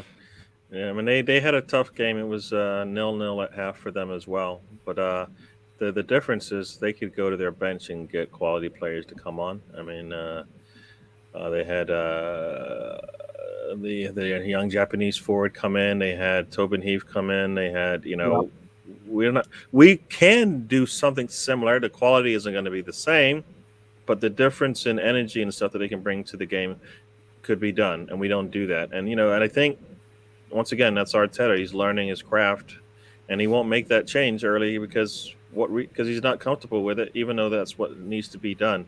Right? You watch this type of a match; those players are out there working really hard. Right? Their jerseys are really soaked, so they've probably been working a lot extra now because it's been raining hard there. The wind's been blowing, so they're probably a little chilled out as well, a little cold. So they hey, probably well, need. we all like a good weather report around here. There you go. So but I mean, in that kind of a match, you kind of could see players coming out a lot earlier than usual because of the game that's going on and whether or not it's going to wear them down, right? Yeah, and I always say I would like a player to come off just like tired beyond belief, like they worked really hard. Aubameyang, as we saw, did not work really hard. He came off really light-footed, like you know what, I didn't work that hard today, and I'm happy to get off of this wet grass. But we need to do better. I guess I don't know where I was going with that, but yeah. The sample said right, the club finished fifth before Arteta came in. I don't think we give enough respect to what Emery did that season as well. And Arteta came in, realized the club was in a mess. Let's not forget Manchester City had beaten us 3-0. Arteta saw that firsthand and the issues at the club. I believe there was a lot of players on our books that have since gone. I think the turnover since then has been about 30 players in about 2 seasons. That's a lot. Yeah, let's get into the defense. Gary, let's talk about Ben White and Gabriel as a partnership in yesterday's game and what you saw. It's weird because I like I said, I started watching the game again, and I think I like to say I don't notice them, which is good, which means that they're not a cause concern as much, even though it did seem that Brighton was getting opportunities to score, but I think that was a lot to do with everything else that was going on in front of that back four, more than the back four basically struggling. I feel like we didn't have control of the game in the midfield. You know what? A lot of players had that same first touch yesterday. So Aubameyang was not alone. Aubameyang was not alone. I saw that from Saka. I saw that from Erdegaard. I saw that from a lot of players yesterday. That first touch basically killed any momentum that we had. But yeah, we don't. And once again, we're asking him to do things he can't. He can't do that, right? When do you go? All right, here we go. So Aubameyang, I want you to get out there. We're gonna put a pass into you. You're gonna need to hold up for a second so we can get our players around. No, you don't do that. That's just not what he. So, I think we're sometimes asking him to do things he can't do, and I can't. If that's the point, then you know what, he's in the wrong position, playing on the wrong team. All right, he needs to be on a team that's going to give him all the service in the world. We're not that. He needs to work a lot harder, like you said. But when he does, he should get supported with some effort. Something, a pass or something. Not much happened there. Where were we going, Ray? Because I got White and Gabriel. White and Gabriel. Like I said, for me, it seemed really. For me, I don't recall bringing their names up that much, and usually sometimes that's a good thing or a bad thing depending on how the game was going. I felt like it was a good thing. It meant like it worked fine. Like I didn't feel like they had a really poor match. They didn't have a really good one because, like I said, there were opportunities to score from Brighton, and they seem to be out of position for that sometimes. But otherwise, I can't say I saw much from them that I would say was really bad. I didn't see a lot that was good for most people, and they were included in that group. They just kind of they kind of blurred into this whole whole greatness that we had in this game yesterday, where we just didn't get the best out of the team as a whole. I don't know what you guys saw in that match. Yeah, let me get 1 second there, Matt. The assembled says, yeah, okay, Ray, he improved the squad to finish 8th from 5th. Yep, I see your progress too. I think coming to the end of a cycle with Emery, and you have to tear things up a little bit with Arteta. Not comparing, you can't compare a 5th place finish under Emery to what Arteta had to do coming in. I mean, I don't know how much more I can explain that. Matt, Gabriel, and Ben White. Yeah, I think to be fair, I thought they were fairly solid. Like Gary said, there was no monumental moments. I don't think, but it was just they were fairly solid. I think they were kind of let down by players around them. Really, the wing backs, Tierney and Tomiyasu were run ragged, so I think that applied more pressure on them. So they had more work to do. Obviously, the midfield was completely overrun. So I think all things considered, given the amount of work they had to do throughout that game and the amount of pressure they had to soak up, I thought they did very well. Mm-hmm. I thought Gabriel was very, very strong again. I think they're forming quite a good partnership, the two of them. I think Gabriel lost a tooth, didn't he? And then he got clattered. Yes, 2. I think I saw 2. 2. I know it was at I know there was a tweet that he was at the dentist, but I didn't know why. It was his veneers. It wasn't his teeth. It was his veneers. Okay. Yeah, on a technicality. But he got battered. But he's up for a fight, and I like that. No, I thought they were solid. This is what we wanted. We wanted to play our first choice centre backs, and they had to develop the relationship and understanding.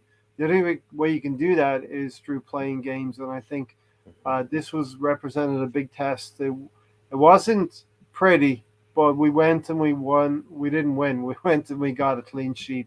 We won a clean sheet. I saw Lee Dixon. He would know a thing or two about it. He said wasn't pretty, but many times he played games like that to take the point, and they moved on. You know what I mean? So yeah, I thought probably Gabriel was we'll get into man in the match, but a candidate for man in the match from our side. Gary, the fullbacks, will take them in unison. Kieran Tierney and Tomiyasu. Yeah, like you said, I think Tomiyasu got run over in the first half, but I think he still held up well. We weren't going to pull him. He wasn't playing that poorly. No, he just had a really tough day. Yep. I thought that's what Son was going to do to him. In fairness, I thought that was kind of the match that he was going to have against Son, basically, because you saw Son today looking like I thought you were going to see from him yesterday, but we did not see that last week. But that guy, what's his name again? Number 3, right? Cucurella. He had a really good game for them. Put a lot of pressure on us, and Tomiyasu did have he had a struggle, and that's good. It's going to stand them in good stead, though, I think, Gary. Yeah, no, this is what's going to happen when he gets every time he's going to go out there. There's going to be another player that's going to give him something new to digest and get used to, right? So, but I think he's up for the challenge, and I think we're happy to see him go through this pain, right?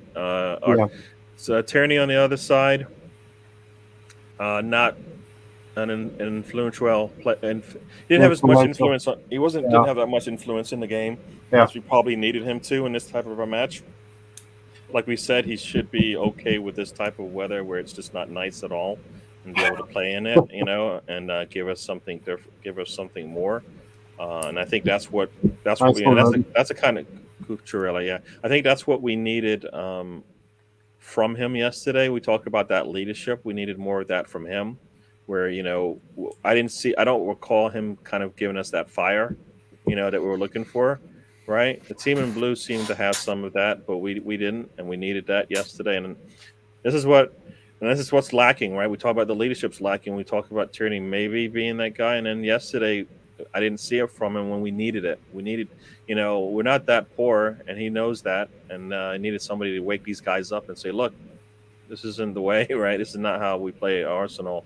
We needed somebody to get the guys going, and he didn't. He didn't do it. Yeah. Like I said, he had some.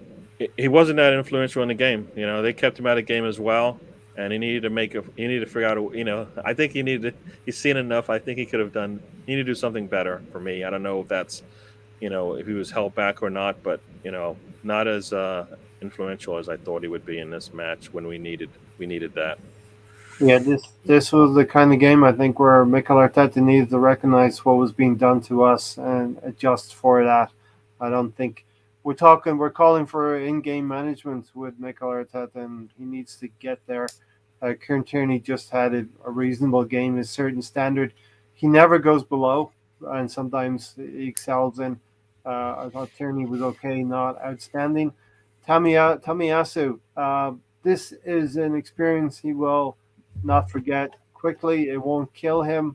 I think he'll learn from this, and I think he actually learned in the game how to play the opponent. He probably let Cucurella have a lot of the ball, but the kind of situations that wasn't necessarily going to hurt him on the field.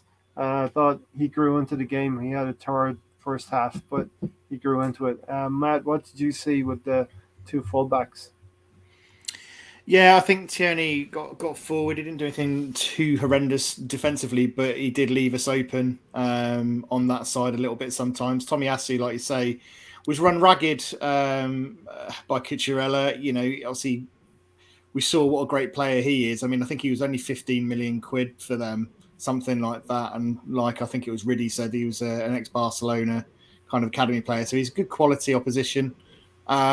And I think Tomiyasu, like you say, had a terrible time of it the first half. And I think he kind of grew into it a little bit and learned how to deal with him a little bit better later on in the game. But they didn't have the best of games, the pair of them. It wasn't their finest hour. Tierney definitely is better than what we saw in that game. And so is Tomiyasu. And we've seen Tomiyasu better than that in the last couple of games since he's been with us. So they'll be back, and they'll be back on top form, hopefully starting with Palace. And hopefully we'll see the best of them again. And you know what you guys just mentioned there, resiliency, right? With the young players, right? Yeah. Tomiyasu comes out the first half, gets beat up, punched in the mouth, all of that, gets back up, comes out of second half. I got you. Same thing with Zombie. First half, not what we wanted to see. Second half came out. Initially, I was like, if they sub him out, that's fine. In the second half, I was like, you know what? I think he's fine to stay in there. We don't need to sub him. He's not that poor. Other players, we didn't see that switch, right? We didn't see that switch from some of the other players that we would have wanted to see, right? Partey didn't get better as the game went on. Aubameyang, of course, did not get better. Had to come off. I mean, these are, who else came off? I forgot who else came off. But all right, so Odegaard came off for Pepe. Yeah.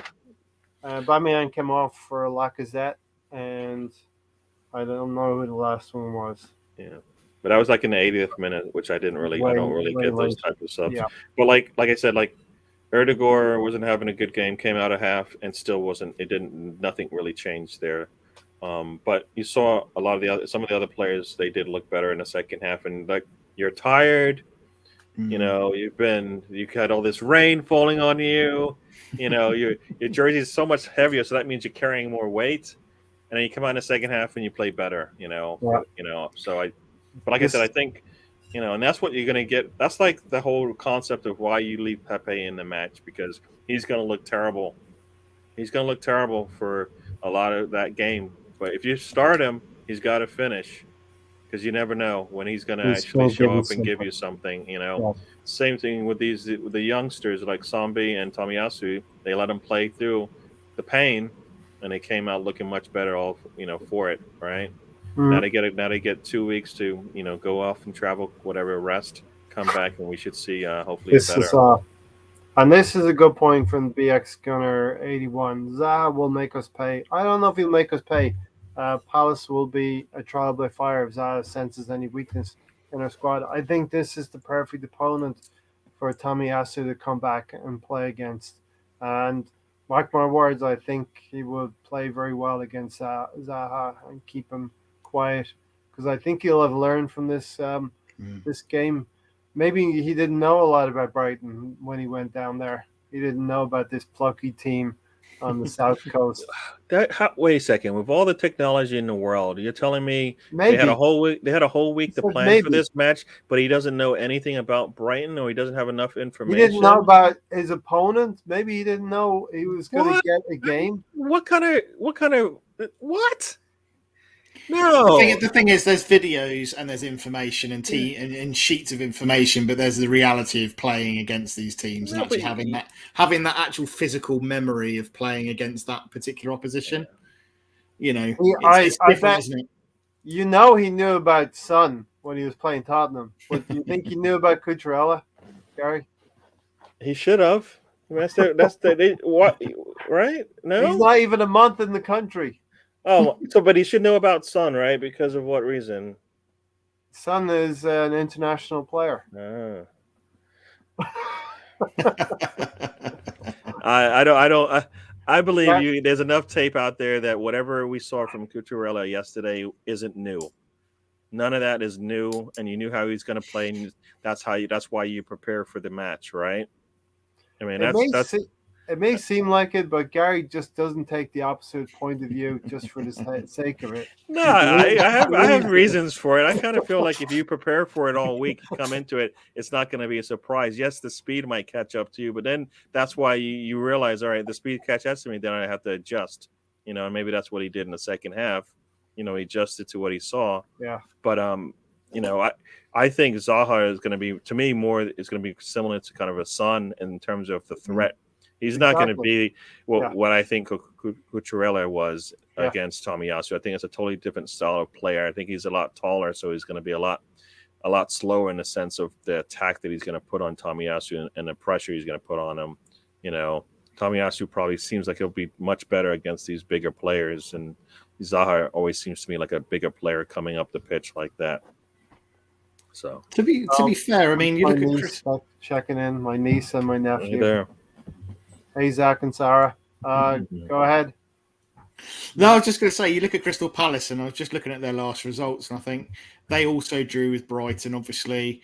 They've lost 3-0 to Liverpool, beat Tottenham 3-0, drew 2-2 with West Ham, and drew 0-0 with Brentford. So it's a bit of a mixed bag. Mm-hmm. And I think, are they in 15th at the moment? I think the last time I checked. Yeah, they're down there. They've had you know, and I think I was looking at it earlier as well. I think we've played 24 top flight, won 14, drawn 7, lost 3, and we've won 7 times at home, and they've only beat us away twice. Mm-hmm. So the odds are in our favour. Yeah.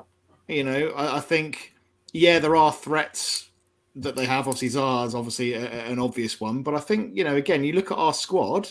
You look at who we've got available, just like we thought going into Brighton, we should absolutely have enough to go and turn them over.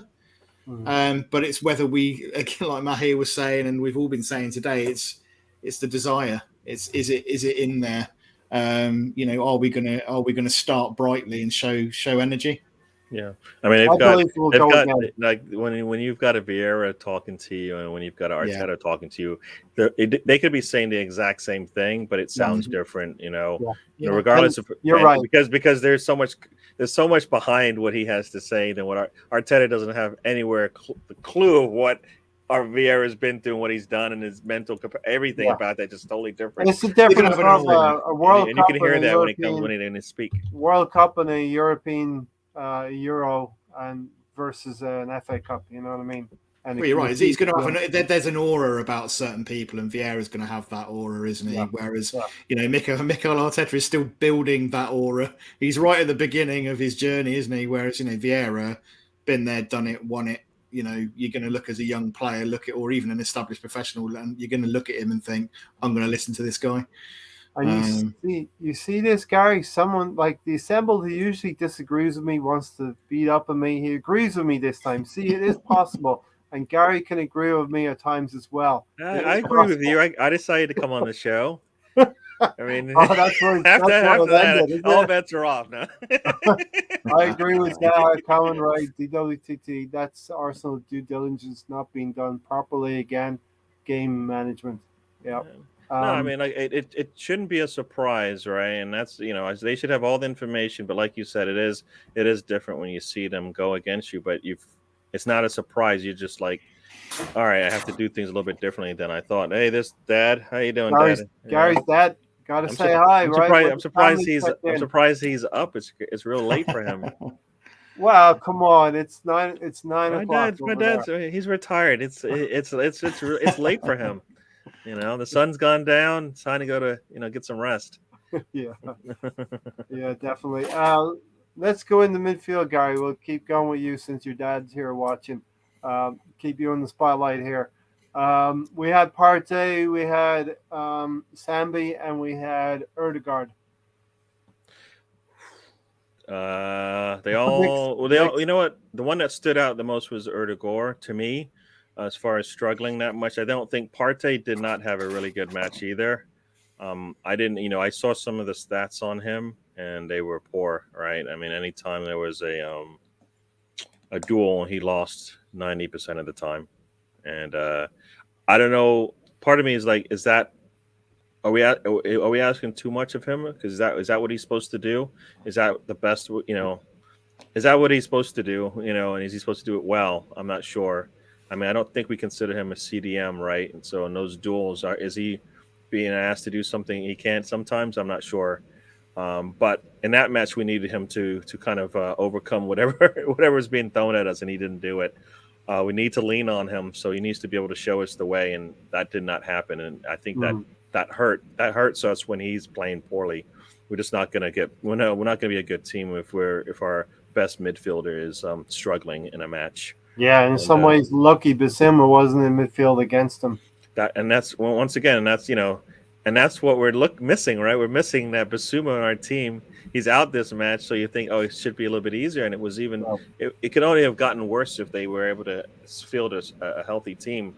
Yeah. So, and that's why you look at this and you go, all right, they're missing Bissouma, so that means that they're not going to be anywhere close to where they would typically be, because he's been having a really good season. All right, I mean, you heard his name multiple times, kind of, I don't know, kind of showcasing his skills, and we just did not take advantage of that. If they're down a man in a certain position, you would expect us to be able to take advantage of it somehow. We just did not. I believe, part of that was, like I said, we talked about the first touch, and that was happening in that midfield. I mean, I don't think we could hold on to that ball in the midfield to save our life. Every time we got a touch, it was gone. It's like as soon as we got the touch, it was gone, and the defenders got it and going back the other way. And you're like, well, what's going on here? But yeah, the midfield as a whole, not good. I think Sambi, first time in there playing, probably, like I said, he looked much better in the second half. I'm not sure Partey did. And that's kind of the things that you get from the youth. They get knocked down, but then they can come up and show you something. So even though they might have a really poor segment of a stretch of a game, they can always recover because they are young and they can do some things the older players can't. And so midfield, not good at all. And that's where we lost the match, in that midfield. We couldn't control it. We couldn't even when we did get the ball, the passes were poor. And maybe it was because the long grass or the rain or the wind. It's not. But I mean, it looked like the same thing we saw in parts. I forgot what game it was where there was the long grass, and we're like, that was that the Norwich game where White had the pass back, right? Was it a Norwich game, right? Burnley. It was a Burnley game, right? And it was a long grass or whatever, right? Yeah. But in this one, even when we got the ball to the midfielders, the passes were poor and just intercepted every time, it seemed. So yeah, really poor showing from the midfield. Can they do better? Yes. Did they need to change things up there? Probably, definitely. Yeah, dissembled.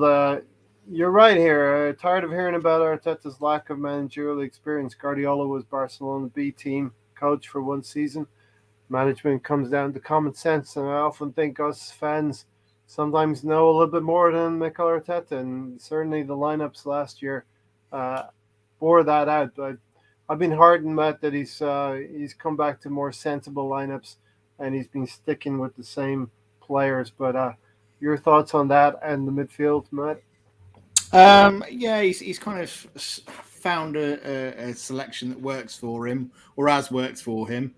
I think, like I say, he's getting grief because he's not maybe making the in-game decisions to bring people off at the right times, and arguably, like Gary's said, we haven't started potentially with the right players. Like Aubameyang maybe shouldn't have started this game. We should have started with Lacazette. So there's questions over that, but he has finally kind of settled on a starting 11 by the looks of things. But the midfield, yeah, it was a bit invisible, wasn't it? To be honest with you, Partey didn't. I mean, none of them really looked like they were on the pitch. There was nothing. I can't think of anything really in that game where I can think, Partey did that, or Odegaard did that, or there was this particular piece of play. Yeah, nothing. There was nothing. It was almost like they didn't play. Yeah, you There's didn't no miss them. highlights. No, and that's pretty unusual and quite shocking, actually, especially coming off the back of the last few games where actually some of these players have really shone. Odegaard to go from absolutely pulling the strings and orchestrating everything against Spurs to be completely invisible.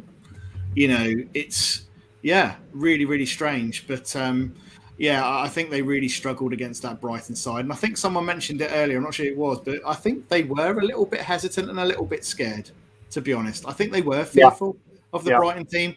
As much as we joke about that, I think they were.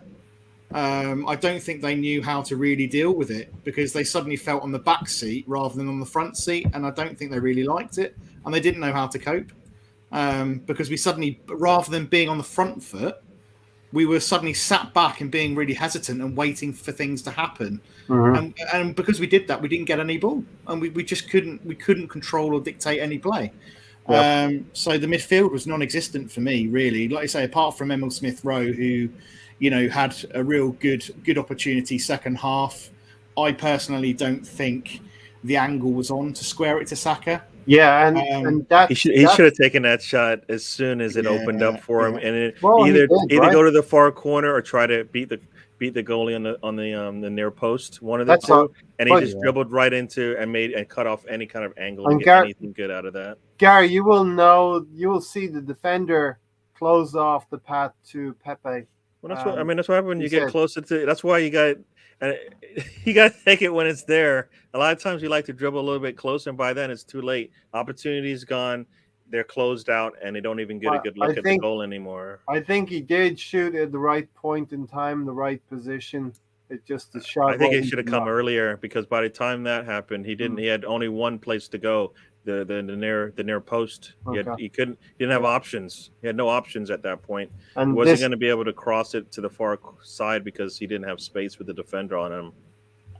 This is why their dogged defenders are really, really good.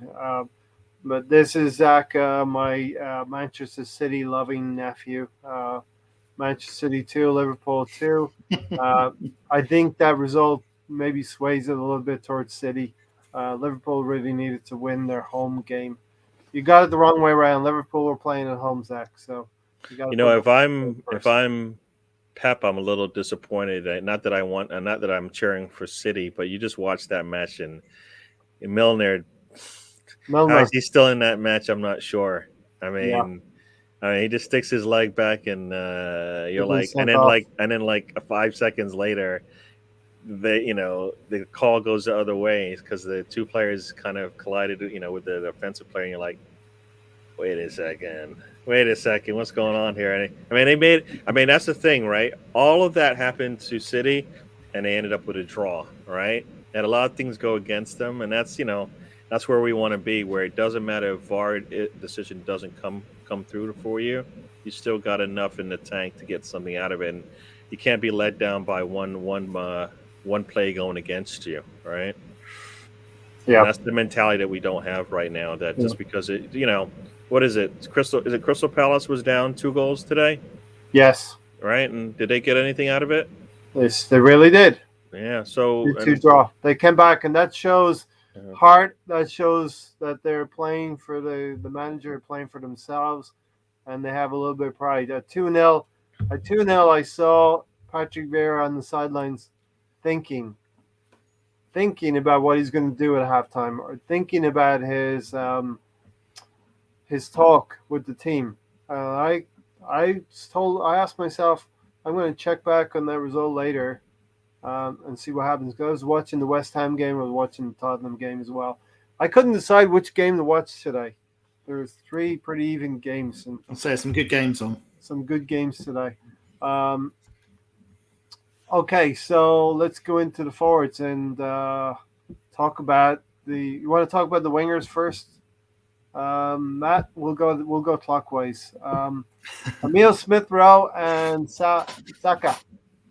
Yeah, it was a very quiet game for them. Like I say, by virtue of the fact that we didn't really have a huge amount of possession and a lot of the ball, we were kind of starved of it. So they didn't get a lot. Like I say, they doubled up on us. They didn't really give us a lot of time and space on the ball. So they didn't really get to do a lot, really. I mean, Emil Smith Rowe arguably had the chance of the game, or the most clear-cut opportunity, potentially. Like I say, could have squared it to Saka. I don't think he had the angle to do it. I think the defender cut him off quite well and angled his body pretty well to prevent that from happening, and kind of guided him down the right-hand side instead. I think he did well to get his shot off there, to be honest with you. Mm-hmm. But he was, like I say, I think he was going forwards anyway. He was our brightest spark. He was the only one really trying to kind of drag things forward and make things happen. Saka was okay. He had his moments. Obviously, I think he had that kind of chip over to Aubameyang at the post, didn't he? Where Aubameyang couldn't quite get up and kind of headed down to the post. So, he tried, but it like I say, he just didn't have enough of it. I think he had a couple of runs which were snuffed out, but they just didn't get the opportunities and the ball to really do much with it. So okay, tried. It was almost could have done better. Could do better. Report card. Yeah. Yeah, definitely. I think those defenders, Brighton defenders. I don't know what the record is, but they played Emil Smith Rowe pretty well there in that situation. We had a 2-on-1. We wanted Emil Smith Rowe to cut inside or do something and find Pepe on that left side. He was screaming out for it. You would have had more confidence with Pepe in front of goal than Emil Smith Rowe. And while he's getting better at taking those chances, I didn't have much confidence he was going to score there. No, the thing is, all of them, because these types of players, Emil Smith Rowe, Saka, Odegaard, they're not necessarily your individual players. They're all about link-up play, linking up together, playing off each other, little 1-2s and incisive passes. As soon as you suffocate one or two of them and they're left on their own, it becomes very, very difficult, and they can't really shine, and their impact becomes so minimalized. So they were just starved, to be honest. That's the kind of situation that we need to figure out as well. Because these opposing managers are gonna negate our better players. You know what I mean? Yeah. I thought Saka has not provided Tomiyasu the cover that he needs. I thought he needed it a little bit in the first half. Tomiyasu needs to develop that understanding where he's going to call Saka back to help him. But yeah, Gary? No, and also with that in mind, I mean, Arteta needs to also make that adjustment, right?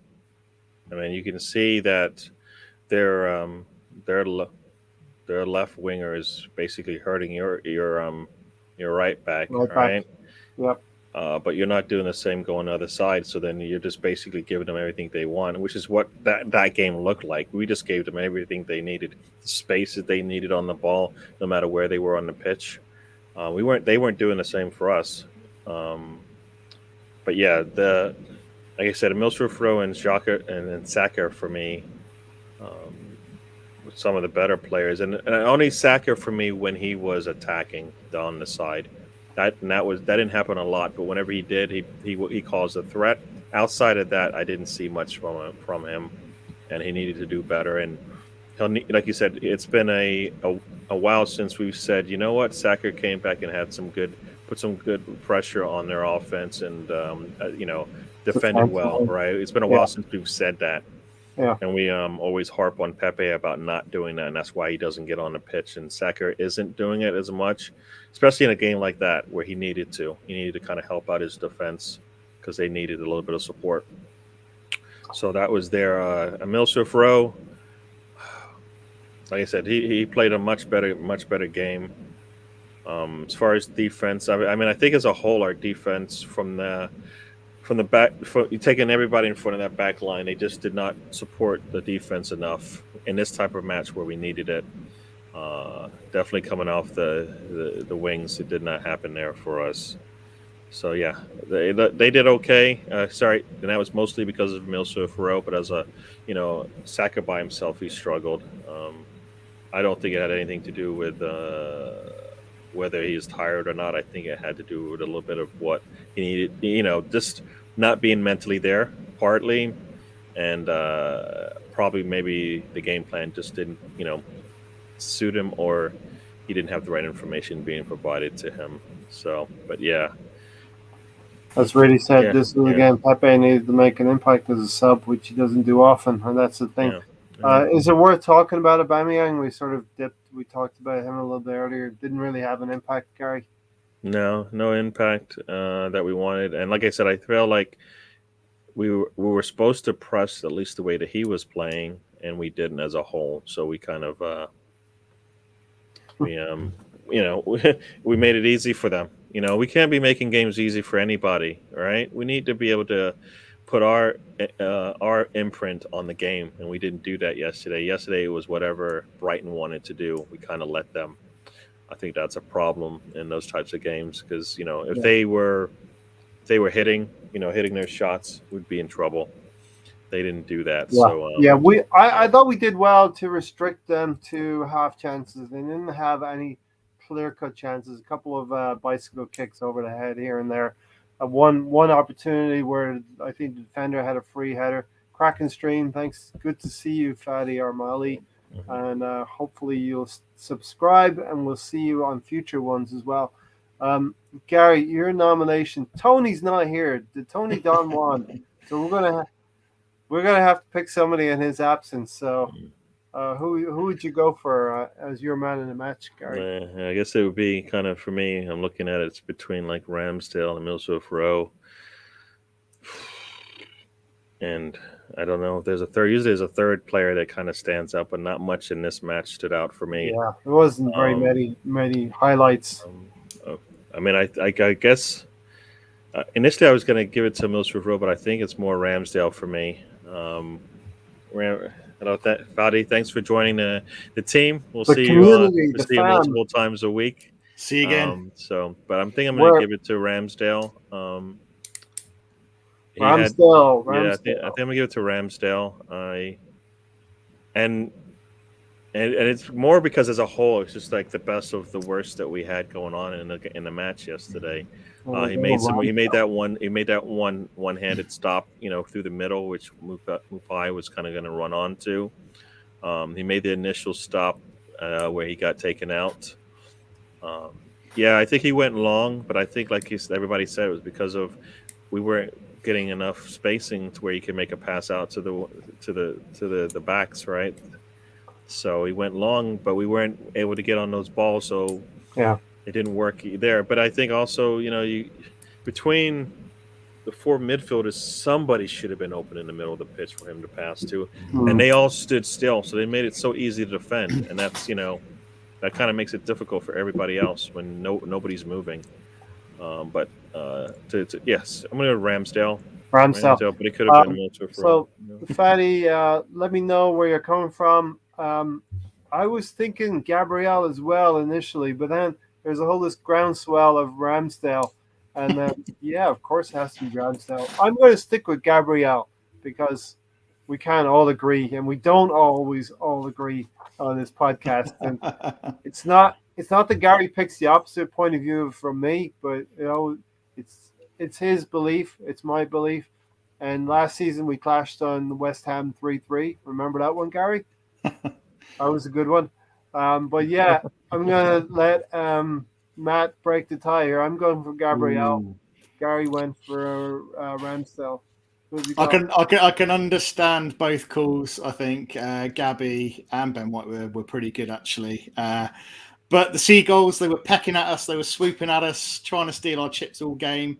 Suddenly, Ramsdale goes flying out, saves it from a Mappe disaster, late on, saves the chips, saves our chips and saves the point And in the 86th minute. So for that alone, for me, he gets man of the match.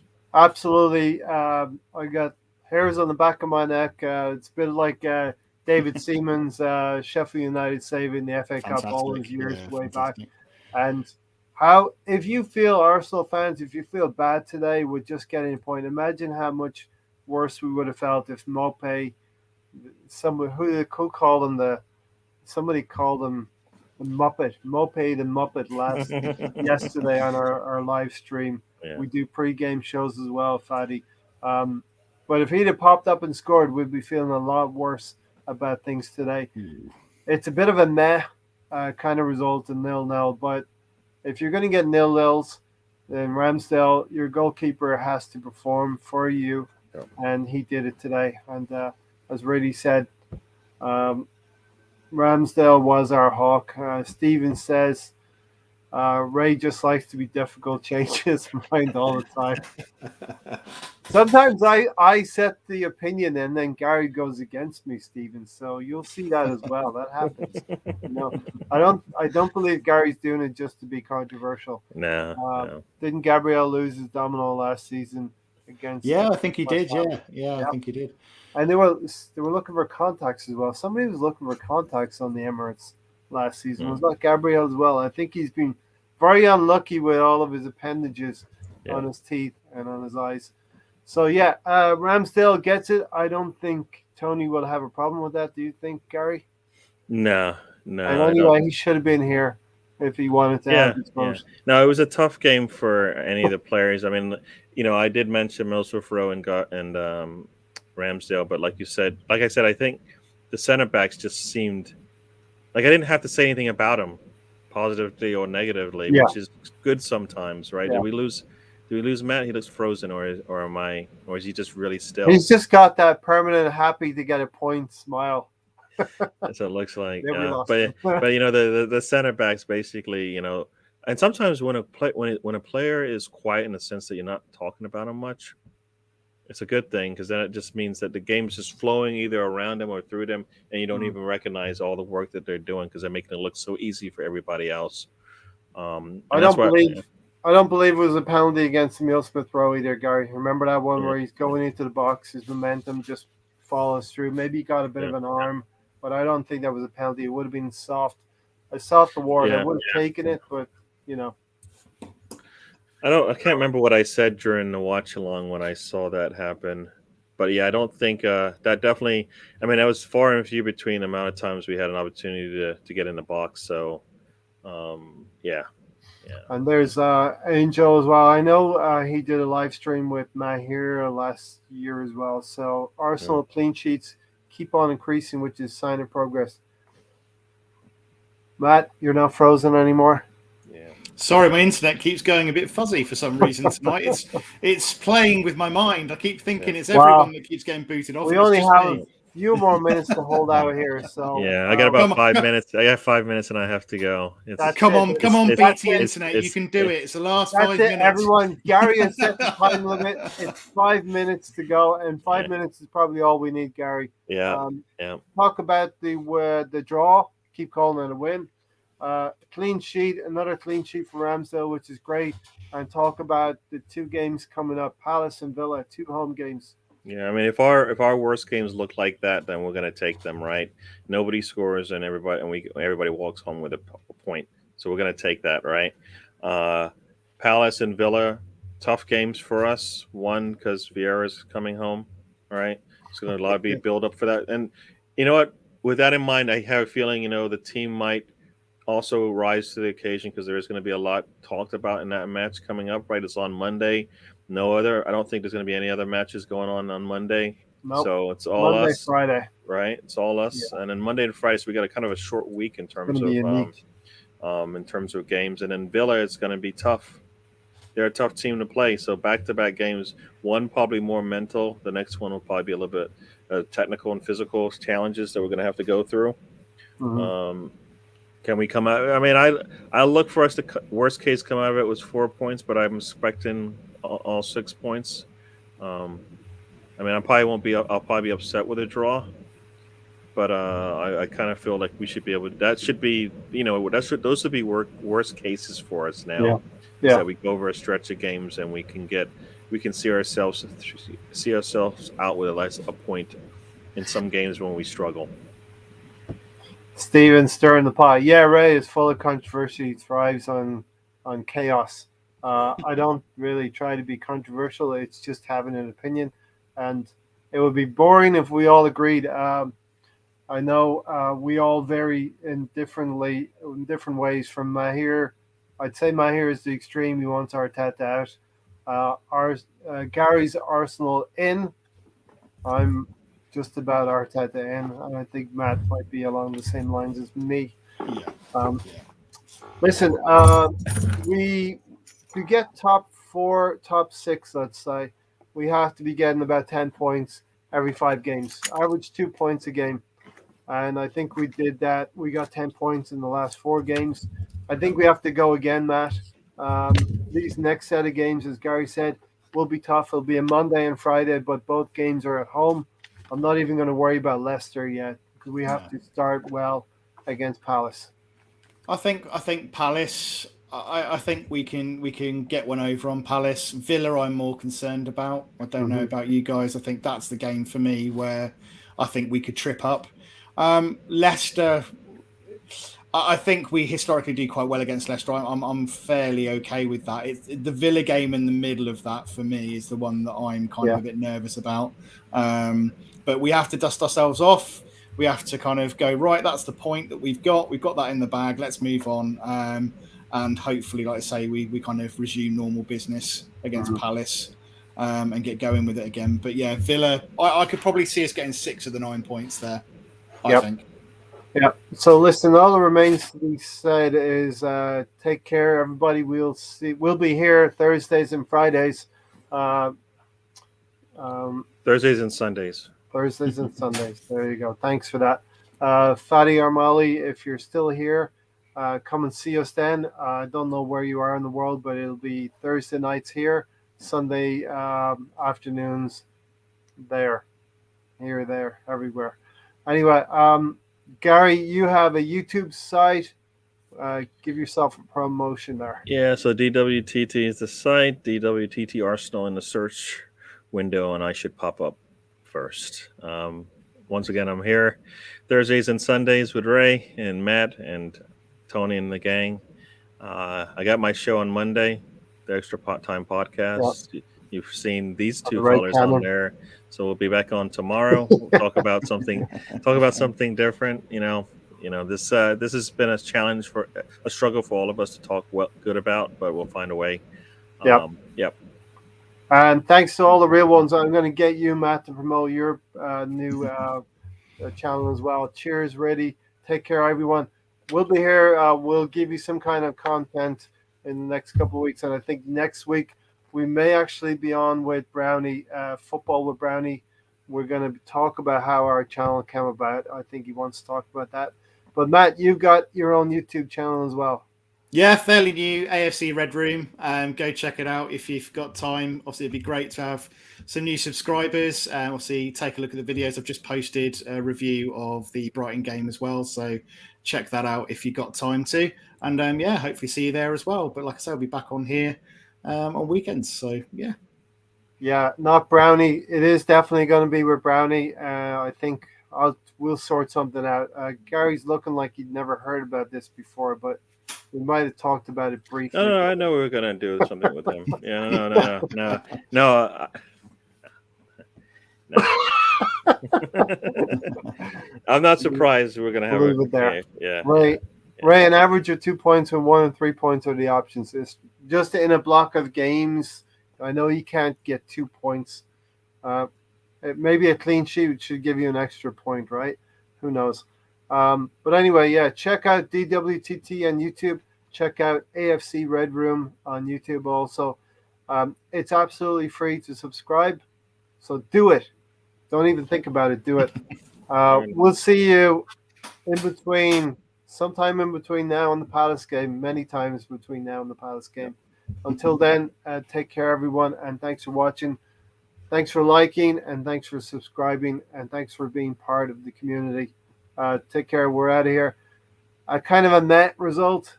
We didn't take a step forward. We didn't take a step backwards. And Gary's ready to go. We're out of here. Yeah.